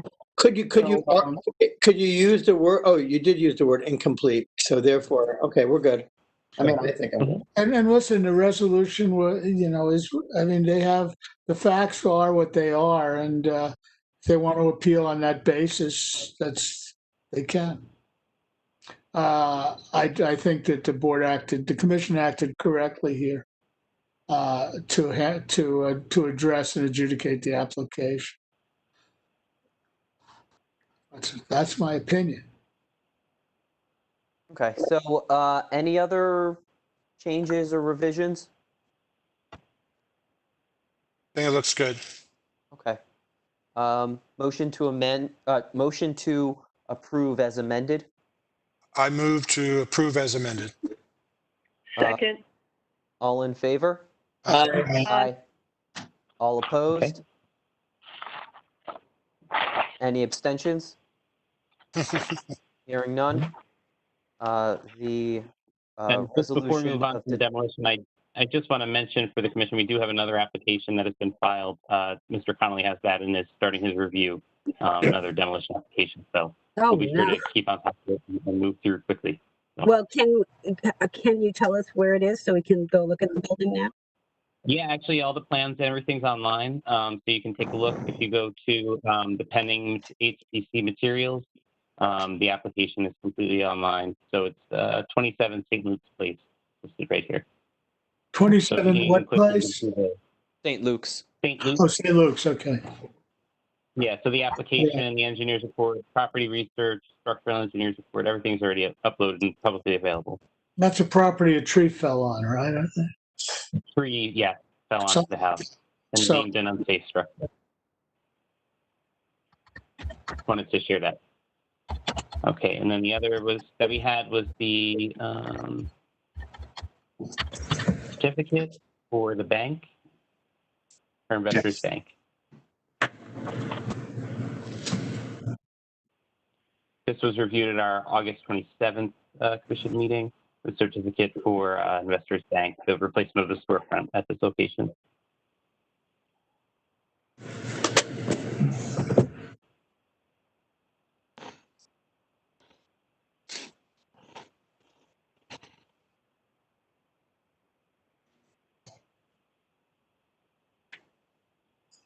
Any revisions or comments? No. No. Motion to approve? Motion to approve. Second? I second. Okay. All in favor? Aye. Aye. All opposed? Okay. Hearing none. Abstentions? Hearing none. The resolution is approved. That's the last item that I have on my paper agenda. Is there anything else, Graham? That's it. No, that was it. Can I just interject something? I just would like to acknowledge that Graham is taking a leave and will not be with us until the end of the year. So I'd like to acknowledge. Oh no! Oh no! What? Oh no! What are we gonna do? We should say Happy New Year now. Oh jeez, Graham! Graham. What are you doing to us? Oh my God! Merry Christmas. So I'm taking my family please leave, I so think I'll be we all join in our appreciation, Graham, of what you have been a stalwart presence in the office, dealing with all these applications, dealing with commission members. I really do want to express my gratitude, and I'm sure everybody else on the commission. Yeah, you're great. Absolutely. You're great, Graham. Thank you. Can we get a certificate I for him? apologize. What was that, Steve? Sorry, I missed you. Can we get a certificate for you? You're going to print out a few of them. Print as many as you want. We'll approve it. Can we make a recommendation that Graham comes back to the next meeting? That's a suggestion. Suggest. So, well, thank you all very much. I appreciate it. Yeah, I'll be back for the January HPC meeting, but best of luck to you all. Wow. Okay, take it easy. I'm in the office until October 15th, though, so I'll be around to help and get things set up for the October HPC meeting. So. Okay. Now, so Graham is again for, oh, go ahead, Jason. Oh, is Janice filling your role? Or is there going to be a temporary hire? Meeting. Okay. Janice will be staffing these meetings. Okay. So, and I apologize again about the technical issues that we had at the beginning of tonight's meeting. I'll be sure to set up the rest of the meetings for the rest of the year so that everything runs a little bit more smoothly, hopefully. So we don't have any. But I'm glad I was able to cobble it together, and we still had our awards presentation, and everything seemed to go off without a hitch. So It's not just you. So Believe me, every meeting, lots of meetings have these issues. Yeah. Yeah. They can. Don't any of you guys want to make a motion to adjourn? I mean, I can't. I would make it, except.